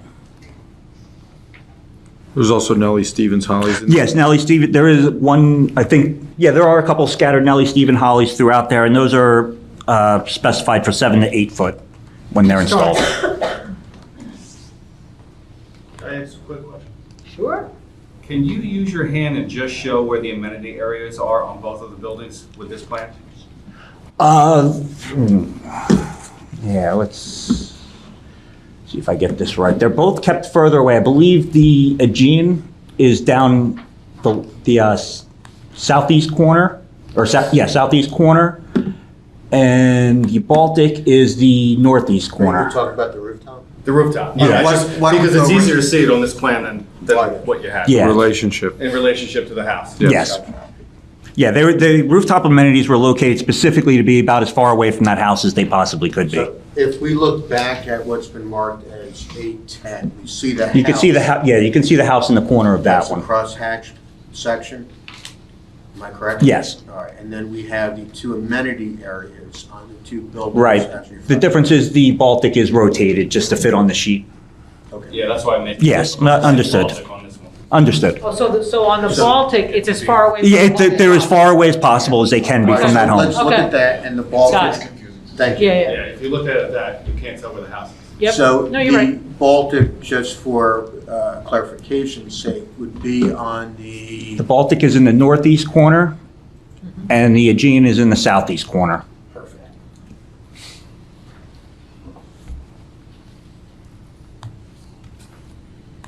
Can you show us on the plan where the lattice fence is supposed to be? Sure, the fence is all along the internal runs all along this property line, down, and across. I believe there's an existing fence around the single-family home that's there. If there's not, there would be a fence along that property line as well. So, can you just tell me that once again? Like when you're saying that it's at a lattice fence and you're saying that there's something going to be growing on it? No, the fence is on the property line, and Okay. immediately next to the fence, you have the evergreen plantings. Okay, so nothing, you're not assuming that something will grow on? No. Okay, all right, we've No, had everything, that you're gonna have a happen solid screen We're not from day doing that one. again. You will have a Okay. solid screen from day one. Don't say honey And aside. the lattice fence is only on the property line, it's not up on the roof. Not on the roof, no. Okay. One quick question. I don't know if I misheard you. I thought you said there was inkberry, but then I can't find out. Is it privet or inkberry? Is that it? I thought I had inkberry in here. Let me just scan my, I'm going to look in the I see 11 privet, and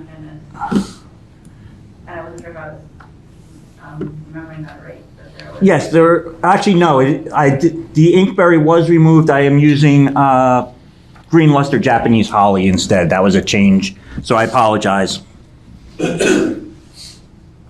There's a total of, looks like 45 green luster Japanese hollies throughout the project.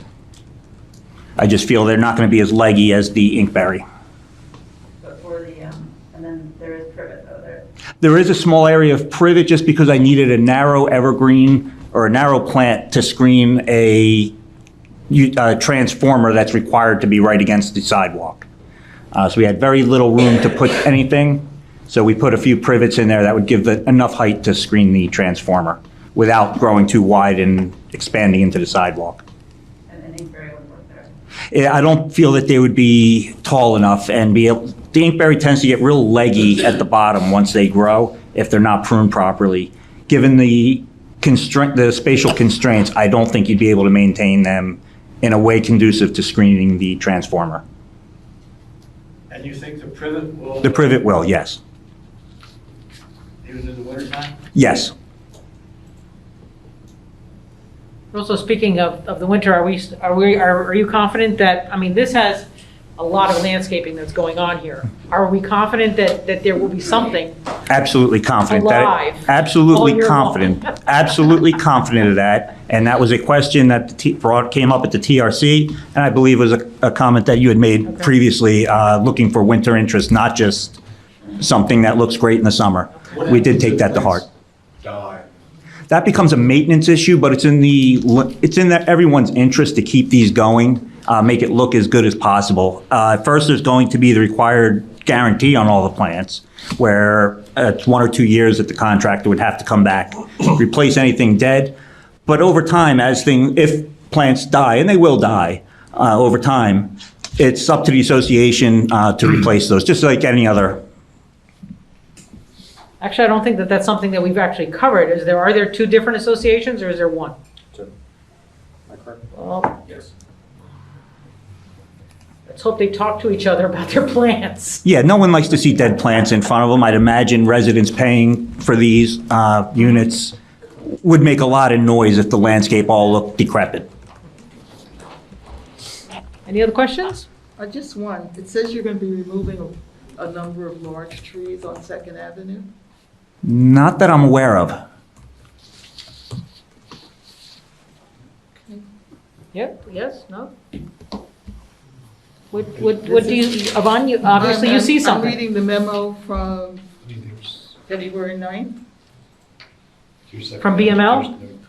and Oh, if you're reading my memo, there may have been previous trees that were provided on the site plan. I know what comment you're speaking to now, and I apologize. The original plan had a few more trees in the planting areas along the roadways. The DEP required an extensive drainage system for this project, and they were required to put in underground storage vaults under a lot of the landscaping area. While we have enough soil to provide for shrubs and perennials in those areas, we did not have enough cover to put larger trees in. The roots just would not take. So those were removed from the plan, but they never physically existed. We're not taking physical trees off the property. thank you. Any other questions from the board? Any questions from our our professionals regarding plantings? I have a couple questions. Do you want to go through your comments? Well, yeah, just general. First, are you going to irrigate the plants on the roof too? Yes. Even the ones that are in pots? Yeah, they're intended to do a drip system to run through the planters. All right.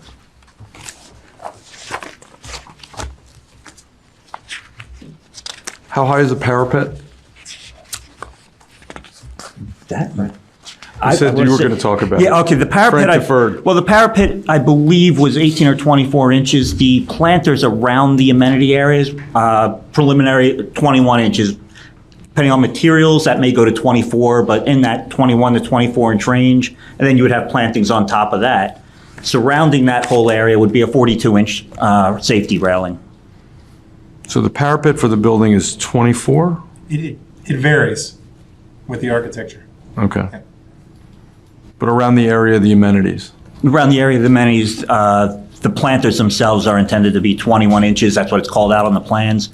That was based on a specific product that may or may not end up being used. So I'll say 21 to 24 inches for the planter height, depending on what the final selection is. And with the plans, Well, would it screen the activity on the roof? You're not even going to see the activity on the roof from the ground because of the site angles. Do you want to go through whatever, are there any items on the planner's report before we go to the public? For the You want me to go through planting? those Yeah, for first? the architecture, I mean, for the Sure. planting, landscape architecture. Going to page 13 was a comment with regard to the parapet. Before you go there, you got to go back to 7, because he was going to address the screening. The TRC asked for canopy and shade screens for the roof, and there are none. We are not proposing any, that simple. I think the comment was to provide details if it's being proposed, and we are not proposing any. And it actually said, it should be thought out now and provided. It didn't say, take your pick. Okay. So, then the next comment, I guess, was the noise, music, other things? We'll have a management company. That's good, okay. Okay, then we can jump to the plantings. Page 13 had to do with the parapets and the screening, we've addressed that. And going directly to the plantings on page 16, 4.2. You've described the planters, am I correct, and the plant material that is being proposed, am I correct? Correct. The comment on page 17, high Japanese forest graph, the southwest corner where it may receive insufficient shade. Yeah, I address will, that? yeah, there were 2 plants noted in that comment that I had addressed and said I will take a look at that and revise the plans as necessary. And was that similarly with regard to the dwarf Hinaki false cypress? Absolutely the same. Okay. The planting over the stormwater structures, we were already addressed that, am I correct? That's correct. Continuing on, I was drainage, planting depth, asking for a schedule to be revised to indicate the size of the containment material to ensure there's sufficient soil depth to accept the root ball, plus at least 6 inches of soil between the surface ball and the bottom of the root ball. No issue with that? As I testified, we'll provide that. Just to back up to the drainage comment, did you address the drainage? I think Bob Curley addressed the drainage Did he? in that he said they would provide a perimeter drain around the structures. Oh, in the interior? We had all that. It'll be sloped to drain? I didn't Yeah, catch that well, last hearing. Well, the ground itself on the surface is already sloped to drain away. I took your comment to relate to the groundwater that would be sitting on top of the structure, but that's going to be like any other underground. This comment relates to the fact that we don't want these plants to be sitting in water and rotting. That's really Understood. right. The ground is sloped to avoid that. So you should have surface runoff But water's got to get into the plant. Water right? will get into the So- plants. So if there's and excess water in there, where does it go? It's water. It's going to seek its level. So it's going to go down and it's going to go around the structure. And I believe Bob Carley had testified that he would be putting in a under drain or a perimeter drain around those boxes to handle any excess Interior, runoff. so if there's any excess water. in Right, there. I think it goes on the sides because the water's going to hit the top, go down the side of the boxes, and that's where you would put Can your... Bob confirm that when he comes up later? Thanks, okay. All right.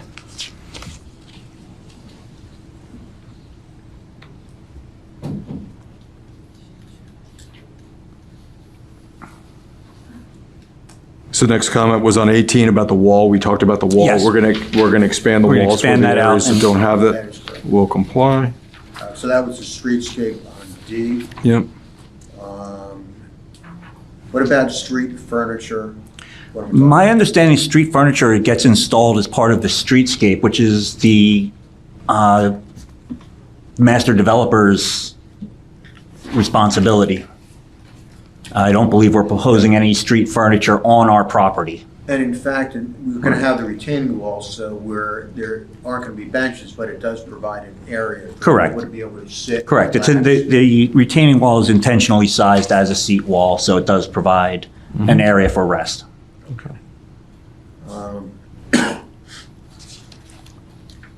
Continuing on to rooftop lighting, you addressed that already? Yes. Correct. Yeah, one of our, I just want to say, one of the concerns we have is you testified that there is going to be some off-building spill. I don't necessarily have a problem with the bollard lights. The pole-mounted light, though, is concerning. And pole-mounted- when we, in the past, when we see these things, we would generally have lights mounted within the wall to wash the floor and the walls, but not overhead lighting. So that's a concern I have. I don't know if the board has that concern. Yeah, the lighting plan for the rooftop lighting, yeah, if we can get to the lighting, it does show on the Baltic that the light, One more? yeah, it should be like the last plan. There you go. So you can see on both of them that the isolux lines do extend beyond the buildings, but in all cases, that zero line is within the property boundary. So there is no off-site spillage in any case whatsoever. But given the height of the buildings and the angle of the lighting cutoff that's going to be provided by the buildings, it's really going to be invisible. It's more about seeing the light source projected 12 feet above the roof deck from other buildings that Yeah. might be Do we have down the the other- street or across the Yeah, street. the lighting rooftop. Not the rooftop rendering, there was a lighting exhibit that I had on here. Not part of this set? No, it was, Yeah, I don't want that. Okay. Sorry. I guess my question is, can you light that space without using the pole-mounted light? no, there are no walls around that you can get adequate light, particularly at a face level. I'm not Like, talking if I'm- about, like, I'm if not I'm- talking about face level. I'm Yeah, just saying, from a security point of view, though, if I'm on the rooftop and I see someone there, if something happens, I want to be able to describe that person. And if all I can see is their shoes, there's very little likelihood that I'm going to be able to adequately describe that person. For security, I always feel it's best to have one fixture that's higher than head level. And in this case, a single 57-watt fixture that's 12 feet up, mounted almost in the center of the building, I believe is adequate and appropriate. And can you show us where that is? once again? Sure. The single light fixture would be Yes. here. And on this one, it is right here. So once again, it's, all right, so. So you could see the zero, this is the zero isolux line. This is, if you had a flat site with absolutely nothing in the way and you put this light fixture up at ground level, this is the furthest that light would project. Does it have to be 12 feet tall? I was just thinking. We could lower it to 10 feet. Yeah. Is it always on, or is it like a motion sensor or anything? It's on a timer, so that when someone, between certain hours and the management will discuss the hours, but they'll be on at some point, and at some point they're on a timer, they go off. And I'd imagine there'd be an emergency override just for safety. I think that we would like that to be lower than 12 feet. Okay. Is there a possibility that you could screen that with a planting? There are small trees, the Shadblow serviceberry trees are up there, and that's about the best we can do with trying to screen that. Trying to put a full screen around that is just not practical. I'm talking about trying to break up that light with a, Well, in both cases, they're right next, well, On the Aegean, there is 3 planters right next to it, so it's going to be planted right next to the planter. But those planters, if I read this correctly, you're talking about a 4-foot shrub in that planter. Not in the center, not in the larger 4x4 planters. Those are the ones that are going to have the trees and some larger shrubs. How tall will those trees be? It's an amelanchier. It'll probably go in and probably be about 10 feet tall when it gets planted and grow to about 15. If you water it. If you water it. If you water it. So you could conceivably bury that light in. Yeah. Like I said, it's about as concealed as it possibly can be. How tall are the trees that you have proposed for the rooftop areas? I think I just said they're about 10 to 12 feet when they get planted. Okay, sorry. And they grow, I think, Can you add the height to the planning schedule? Sure. Because you only have the caliper. Yeah, dimension. typically you only provide the caliper. That's how they're bought, but yes. To confirm it complies with nurseryman standards, you need Yes. both. Thanks. Any other questions before we bring it to the public? Okay. All right, any questions for the public for the landscape architect?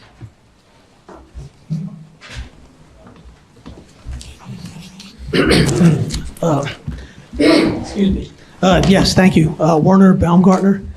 I'd like to see what these lights look like. Do you have, There's a detail, put it on the plans. could you show that, please? Is it on mission? I think you testified to the bollards Yeah, first. bottom corner. Could we take a look at what the bollards look like? The bollards are going to be, the bollards are really easy to describe. There's a new park that went in at the corner, I think it's Cookman and Heck. Could you show it on the screen there? It's right there on the screen. Could you blow that up perhaps to show some detail? There. Okay, so the 3 elements on the left there are the bollard? Mm-hmm. How tall are they? About 36 inches, Okay. 40 inches, And- somewhere around And there. what's the photometric of that? It projects downward toward the ground, or does it Yes, project outward? yes, and the photometrics are all shown on the lighting plan. Okay. What's the one to the right there? That is the freestanding light. It's exactly like the other one, only it's taller. Okay, could you show that in detail a little bit? That is your detail. Well, blow that up a bit, please. There you go. So this is proposed to be 12 feet tall. We just agreed to 10 feet. Right.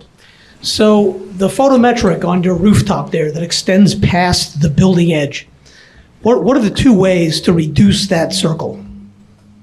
What do you mean? You showed the rooftop photometric with the 0 line as a circle. What are the 2 ways to reduce the size of that circle, given this light fixture? You can lowering the light, but that also skews the uniformity and makes it very difficult, makes it glary.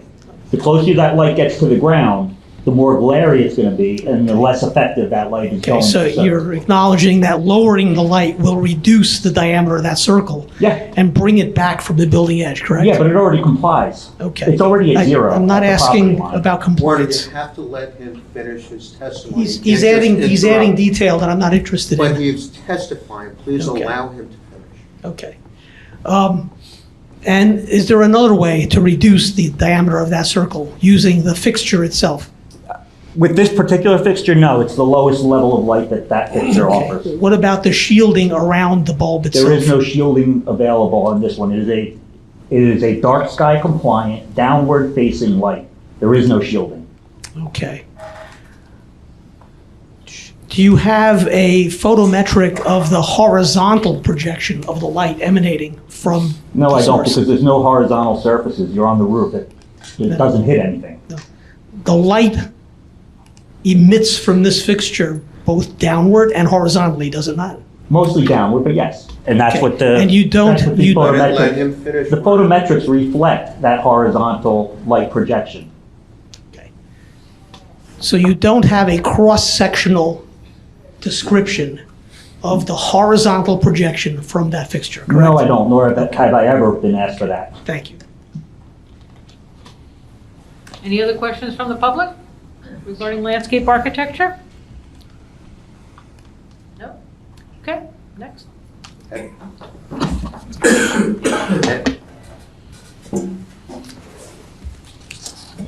Do you need me for anything? I'll be here for you. I appreciate it.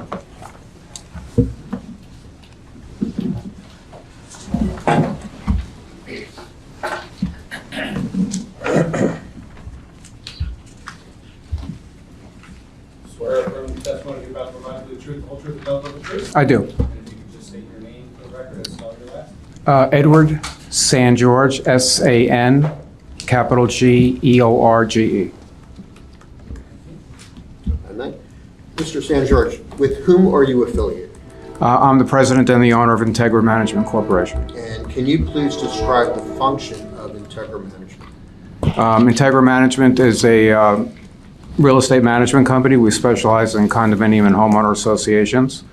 We're located throughout New Jersey. We operate and maintain a management portfolio of about 15,000 units across about 130 communities, including urban areas, high-rise and mid-rise products in our portfolio. And would your company be the ones that would be managing these buildings? That is our interest and expectation, yes. Okay, and you're familiar with this project, am I correct? Yes, I am. And you're familiar with what the planned operations are for this particular project, am I correct? Yes. What I want to do is I want to go into two areas. Number one, the trash and how that would operate, and then also the roof amenities and how that would operate. Why don't we talk first about the trash? So for a mid-rise building like this, where there are common hallways at every level of the building, the plans show that there is a trash room at each floor, and within that trash room is a trash chute. That trash chute has a safety door on it to a cylindrical tube that takes the trash down to the trash room at the basement ground floor level.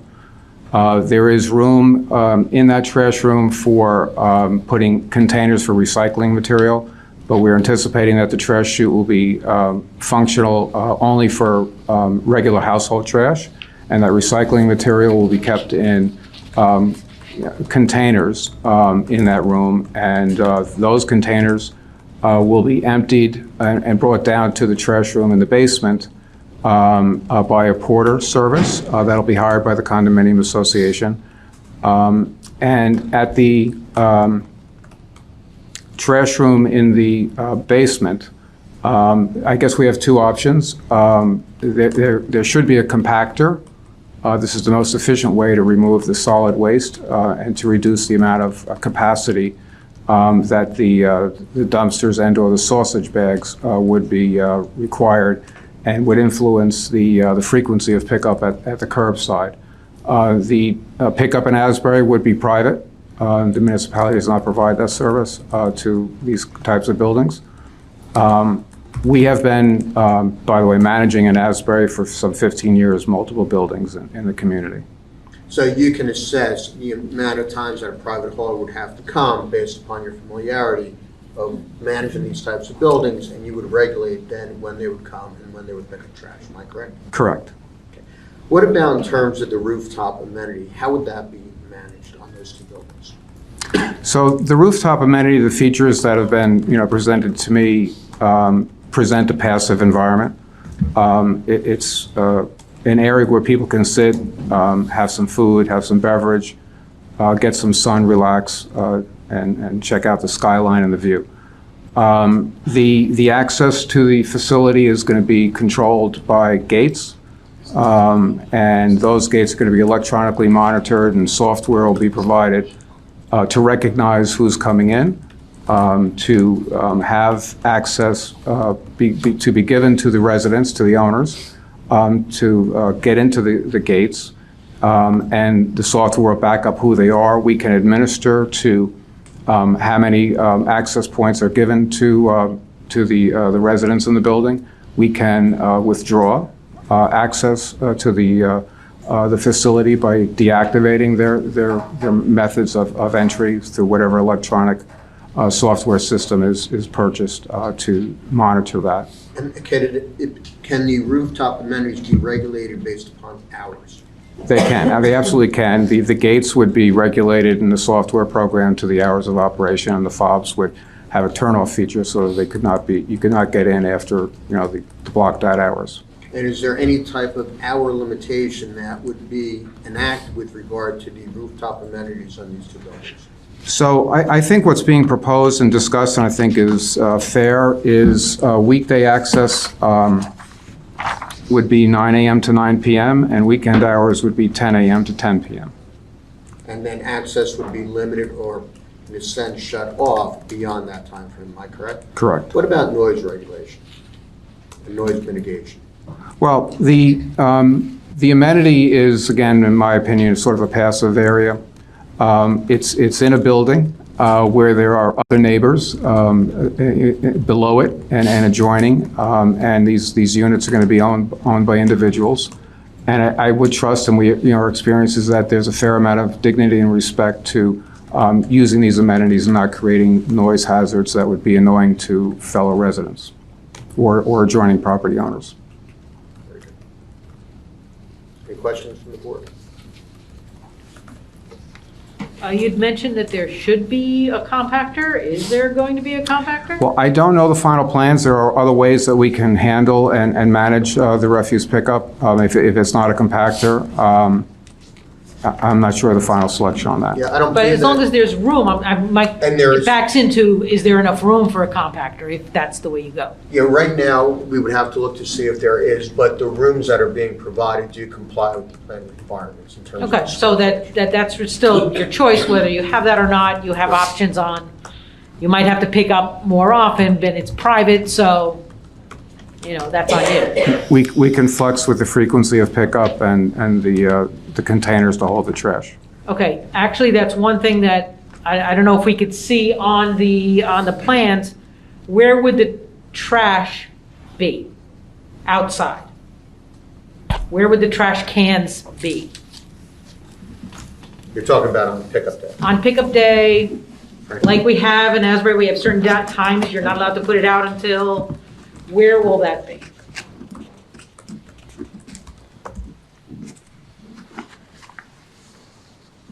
We haven't really talked about that. Location. We haven't really talked about it, and that's what we should. You know where I'm going. We should. It cannot be in front of this lady's house. Understood. No, it would certainly be on our property. Well, but the thing is that is it going to be at the driveways, which are not by anyone else's home? I think it makes most sense to be on 3rd Avenue and 2nd Avenue. Yeah, do it on Right, the so as long outside. as, it's all right, so it's gonna be outside of the driveway, which is not near someone else's home. Correct. Whether that be to the east or the home in the middle, in the Yeah, cove. if on 2nd and 3rd, I think it probably works best. Okay, outside the driveway. I just wanna make sure it's not next to that 3-story house on the right, east, it's not next to that, Well, is that a house or is that? or whatever that is. That's another. Whatever one. that building may be, it should not interfere with the neighbors. That's my point. No, it won't interfere. It should We're never not gonna interfere stick in with the front of neighbors. properties. So if you're in charge of this, Trash will please not don't be in interfere front with of the neighbors. Okay, great. Anybody else have any questions? Yeah, just, the rooftop amenities are available to every unit occupier Yes. at no additional cost. There's no additional cost contemplated, no. Anyone else? Anyone else? Just one more comment. As I recall from the CCH report, there was a question concerning rooftop music. Can you address that? That it's- Will there that be it's speakers? passive. Will there be speakers installed? No. Right, it's a passive deck, so there shouldn't be music allowed. Okay. Anything else? No? Okay, open to the public. Any questions of the management company? Does the house in the middle get the amenities? Was that a question? If it is, up you Does go. the house in the middle get use of the amenities? So at least we can use. It's the house in the cove. It's the house in the cove. We can put the balconies back if you find them over. but- Yeah. All right, any other questions from the public? No? Next. Thank you. Thank you. If you can just give, let me get Bob. Sure, we can take before your next, Yeah, why don't we just take a few minutes and We need 5 minutes. Yes, all right, I second that. Okay, so I have a motion by Rick. Yes. Okay, all in favor? Aye. Any opposed? 5-minute recess, please. Okay. Quiet, please. Mayor John Moore is absent. Councilwoman Long Clayton. Here. James Bonanno. Here. Jim Henry. Here. Jennifer Souter. Eric Gallipo. Here. Rick Lambert. Here. And Barbara. Here. Thank you, everyone. If I may, finally tonight, I have Mr. Curley back as a witness. He testified previously as our engineer on a few of the comments that were made at the last hearing to clarify a few things, provide some additional testimony. If I may? And you are still under oath, correct? Be sworn in again? No, you're under oath from that. Mr. Curley, at the last hearing, a question came up with regard to how many parking spaces would be lost on the street, and then how many are gained on the site. Why don't we go through that quickly? So, what I did was I prepared two different exhibits, and those are displayed on the easels right now. All right, I'm going to mark them as A12 and A13, which is A12. What does that depict? This would be parking exhibit, existing street conditions. That's A12, And that's and that is the, and A13, one, describe that. This is parking exhibit, existing street conditions with proposed development. All right, let's take a look at A12 first, and please describe that. So the question that the board had asked was, how many existing parking stalls are out there today? And what currently exists today on the street is 30 parking stalls that surround the development on Second, Third, and Third. And that's reflected as A12, That's correct.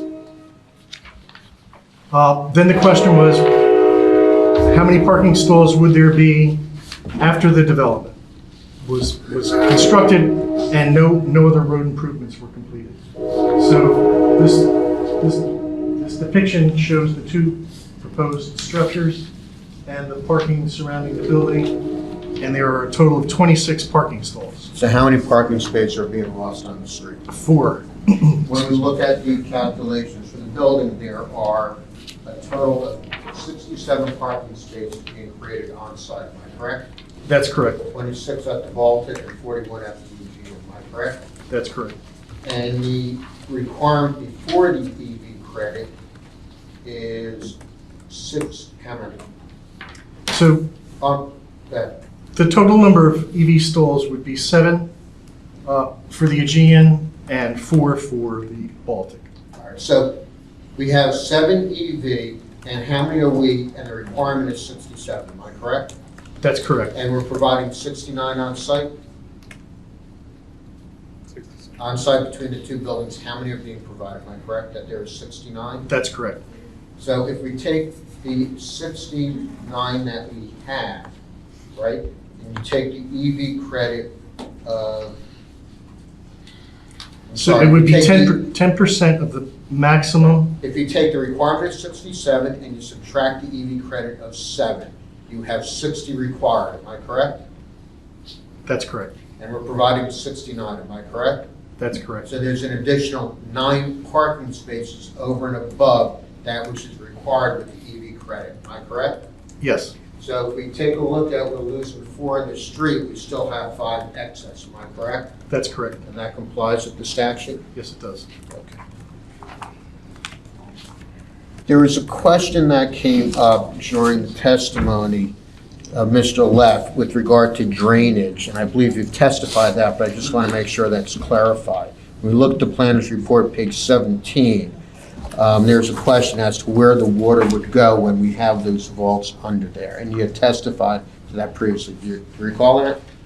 The concern is whether or not the proposed landscaping would have sufficient sub-drainage, and we will provide a under drain adjacent to the building that'll tie into the stormwater vaults at the roof. And lastly, in terms of staging for the construction of the project, how is that going to work? Have another exhibit that was submitted. And we're going to mark that as A14, and that's what?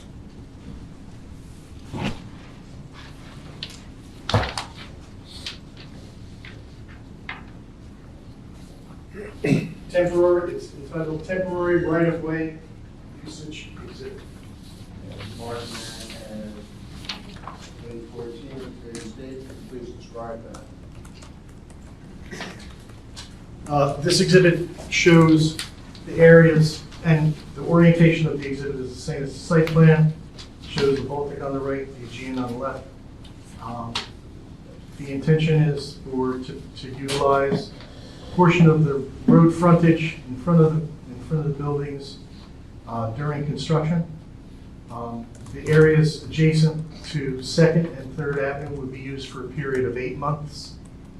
And the area along Burke for both buildings would be used for a period of 3 months. And that'll just be on the eastern side of the burn?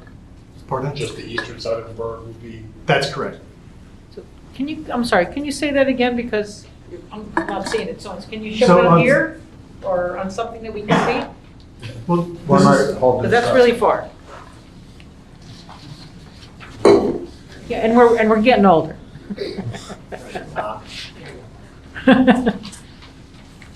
Okay. All right, I'll let's show go it to through the this. audience in a minute also. So again, the areas that are oriented vertically would be on 2nd and 3rd. Uh-huh. And those areas would be utilized for a period of 8 months. So those will be, During the building construction. during the construction, those spaces will all be unavailable. That's correct. And the entire length of burn that there's parking available will be used for staging, or will they? For a 3-month period, that's correct. So the only opening will be in front of our house? That's correct. For the last 3 months. So there is going to be a staging portion, so that the Baltic will be constructed first, and we would only utilize the area in front of the Baltic construction during that period. And again, that would be for a 3-month period, and then the Aegean would start approximately 3 to 4 months after the Baltic. And there's a timing contractual agreement that needs to make sure that the buildings are constructed during the contractual period. So that's why there's going to be construction going on 2 times. So it'll be like a 7-month period, part of it will be blocked, and then the other part will be blocked. Correct. So the whole building time frame is 7 months? No. No, Let's go. I'm just saying the block portion of burn. Right, that's what, right. Overall construction? Right. Are we talking overall construction roughly? It's 16 months for the Baltic and 21 months for the Eugene. Yes, that's sworn. coming up. Yeah, sure. Okay, so other Mr. staging will Ehrlich occur already on had 3rd, been 2nd sworn as a Avenue. witness. Okay. So why don't I have him clarify in terms of this? Again, you were also sworn in at the last hearing, so you continue to be under oath, correct? Yes, sir, absolutely. So, yes, the overall construction time frame, as alluded to by Mr. Curley, we have 24 months to complete both buildings under the subsequent developer agreement with the city. So it's not a terribly long period of time for the relative size of the buildings. So the plan is for the Baltic to go first, and then the Aegean would start about 3 to 4 months, as Bob indicated, after the Baltic has begun construction. So the areas that are shown on the handout that we made here for the Baltic, the intention was for this area along Berg would be used for the first approximate 2 months during the initial construction with more interruption, so to speak. And then another 30 days would be needed intermittently for putting siding on and things of that nature after it. So it's approximately a 90-day period. And that's the same for both buildings. On the east side? On the east side. On the east side of Berg, precisely. Precisely. And the issue is just to access that facade of the building, if you will. The areas along 2nd and 3rd would be the longer duration where there would be more interruption because that would be the main access point to both properties. Is there something we can ensure that that happens so that there's no time that Berg is completely blocked off for longer periods? You know, I'll be honest. We cannot block someone in away from their home. She won't have, no parking for like guests or whatever, I don't know, I'm just saying it. I don't foresee any scenario where we would preclude somebody from getting to their home, whether they were either the single-family home or any of the Or surrounding any of the homes that are even on the west side of. Exactly, that would, and I can't, there may be restriping done of things, things in the right way that we have to block off, if you will, from that standpoint. But no, obviously people would have to be able to get to their homes. Are any of these parking spots metered or permitted? They're all metered and permitted spaces. They're permanent spaces? Yeah, they're all metered and They're metered and permitted. That's a lot of money for the city to They're lose. metered and permitted. Well, what happens is if you're gonna utilize those, you have to pay a fee to the city. Yeah. Understand. You can't just go and Take it, so to speak. Understood. Only part of your developers agree. Yeah, they pay the state. And it's by ordinance also. Just go over this one more time. On Berg, when they start construction of the Baltic, That's correct. you've got a 60-day period or 2-month period where the northern portion of between second and third will be utilized for your construction. And then there will be another 30-day. No, we're talking on Berg. On Berg. Which is the. Right there where you had. Which is the easterly Yes. side of the street.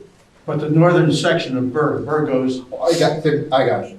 Oh, the northern, yes, 3 months, sir, I understand. 3 months, and then 30 days intermittent, and 3 months then on the southern part, am I correct? Yeah, And 30 days. because this building would go first, and so it's approximately That's what's 3 to 4 confusing me. months. You're talking, first you said 2 months, Yeah, plus 30 you days. said 3 months. So it's It's 3 months total. I'll try to describe it again to make it Okay. clear. Okay. Please, if I may. So the Baltic is going to initiate construction first. Mhm. The area along Third Avenue is going to be interrupted for 8 months on that facade. On the southern side of Third Avenue. Southern side of Third Avenue. During the first 2 months of construction of the Baltic, we expect pretty continuous interruption on this side of Berg Street, the eastern side of Berg Street. There will be another 30-day period that will be intermittent during the construction cycle to put siding up and things of that nature. Is that So a contiguous? total of 3 months. Is that contiguous with the first 2 months, or is it a couple months later? It will probably be intermittent over the period of time. I couldn't tell you, sir, exactly what it'll be, because it'll be based on when the cider gets there. And I know there was a reference to materials and things of that nature. So then how soon does the construction of the Aegean start? That would start about 3 to 4 months after the Baltic has initiated construction. So it's conceivable that the Aegean will have the southern part of Berg blocked off for its 3-month period, while the northern part may have intermittent use. That is absolutely conceivable. It would be kind of a stage, and it really has to do with just simply, we have this overall 24-month time period, so we have to initiate construction on the second building pretty quickly to meet that 24-month time. So then you don't foresee beyond 6, maybe 7 months that Berg would be blocked off after that? I think that's a fair comment, absolutely. Yeah, that's a good observation. A better summary maybe than what the rest of us provide. Yeah, keep in mind the world we're living in. I understand, but I mean. Yeah, that would be the one wild card we're seeing with, material deliveries have been very strange, I guess is the best way to describe it. Thank you. Thank you. That's all the questions I have. All right. Do we have any questions for our witness? If I could ask about your street plan. Sure. Can you explain what spaces you're losing where? It looks like you were losing 2 on Berg and 2 on Second overall. Overall? Yeah, overall. So it looks like Third Avenue is no change, right? That is correct.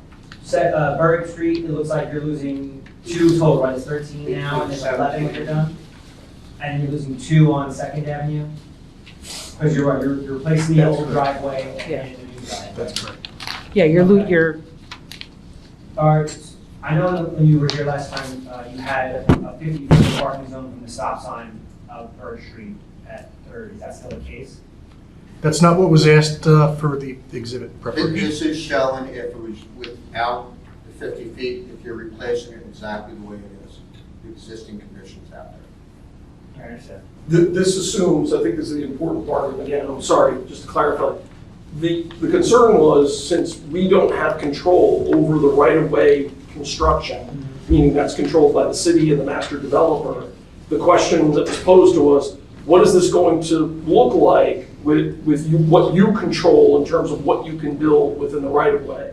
So that's what this is presenting. So this is with the road as it is With now? what it's looking like. With the existing striping approach that's used right now by the city within the existing right-of-ways, without any improvements that will come in the future after there's additional So we're not development. discussing future striping? We were asked to provide this, not knowing when that future construction is going to take. Yeah, the concern was, since there's no timeline on that, this condition could exist for an extended period of time before the future improvements are brought in by the master developer and the city.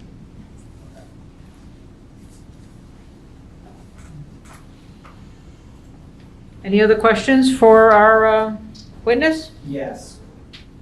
Actually, no, probably not for now. Let's see. Just asking, the driveway on Berg, that is going to affect parking across the street in the long run, right? Trying to think how the width of the road is, and if cars coming out, probably not. No, it doesn't affect. It's a one-way street.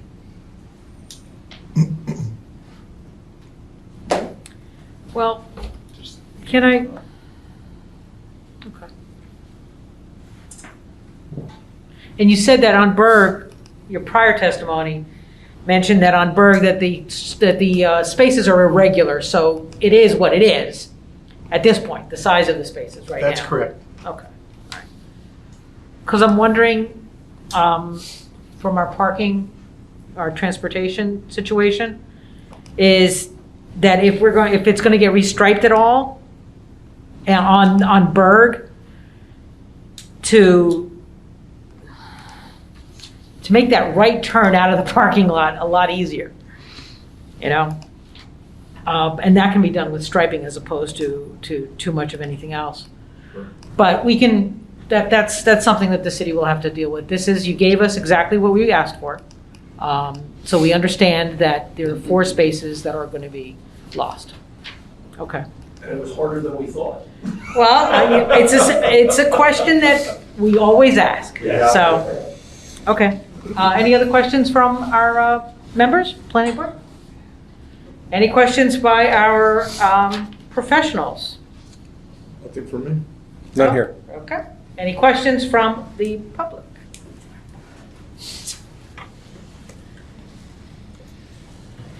Hi, Jill Mundren again. Just one question, because I didn't quite follow the conversation about the shutting down or the usage of Berg Street. At any point in time, will Berg be shut down and I can't get to my house? Absolutely not. Okay, so at any point in time, I won't be blocked from driving through my street? Absolutely not. Okay, thank you. Any other questions? Okay. All right. So you've concluded, or we have someone else that's going to? No, that's all the witnesses I have. This is what I would suggest. We want to come back with a color palette to work through the colors in terms of the building. There were a few other things. The signage, extending that retaining wall a little bit, bringing that pole down to 10 feet, and the balconies. All right, so I believe we have a date already in July. July 11th. July 11th. We'll come back and hopefully finish up with that. Hopefully won't be significant testimony at that point. And I think we'll be in good shape. Okay. So should we, do you think we should take comments from? Okay. Because if they're going to change theirs. Okay.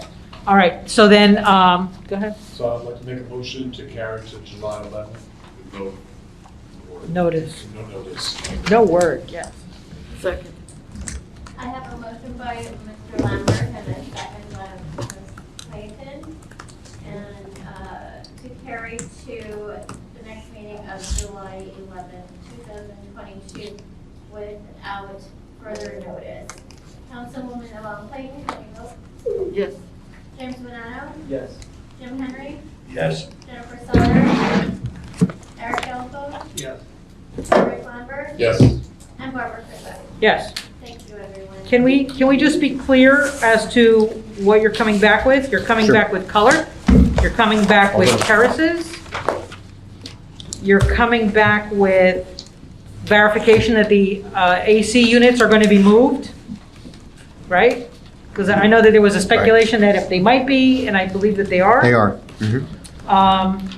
What else are we coming back with? Signage? Signage to the names of the buildings, And the lowering retaining that wall? pole from 12 feet to 10 feet. Okay. Extend the retaining walls. Retaining walls, Okay, rather. and just so that you're aware, one of the conditions that I would like to put on here, and then that's something that's not really for now, but it will be for later, that I know that we had had a discussion about making sure that there is the inspection and the geotechnical analysis. So that's not something that you have to put into here, but we know that it was promised for the house. So I am gonna put that into a condition. And that was something that we talked about last time. Absolutely. So that's something, we don't have to come back with that, but I want to make sure we put As a that condition. as a Yep. condition. Okay, anything else that anybody else feels that we should be bringing back? We're straightening the sidewalks? You're going to bring that, Yes. right? What was that? Straightening the sidewalks because there was a curvy I forgot sidewalk? about that. yeah. Oh, well, you know, that's what I'm here for.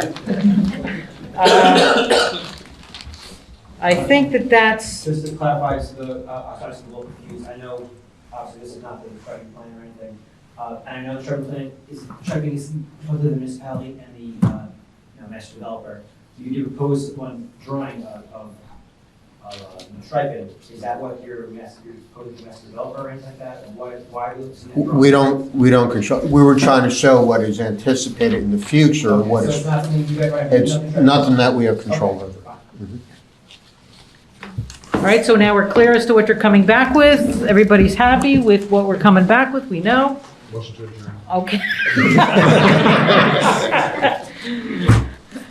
I second. Okay, all in favor? Yes. Any opposed? Meeting adjourned. Thank All you, right. everyone.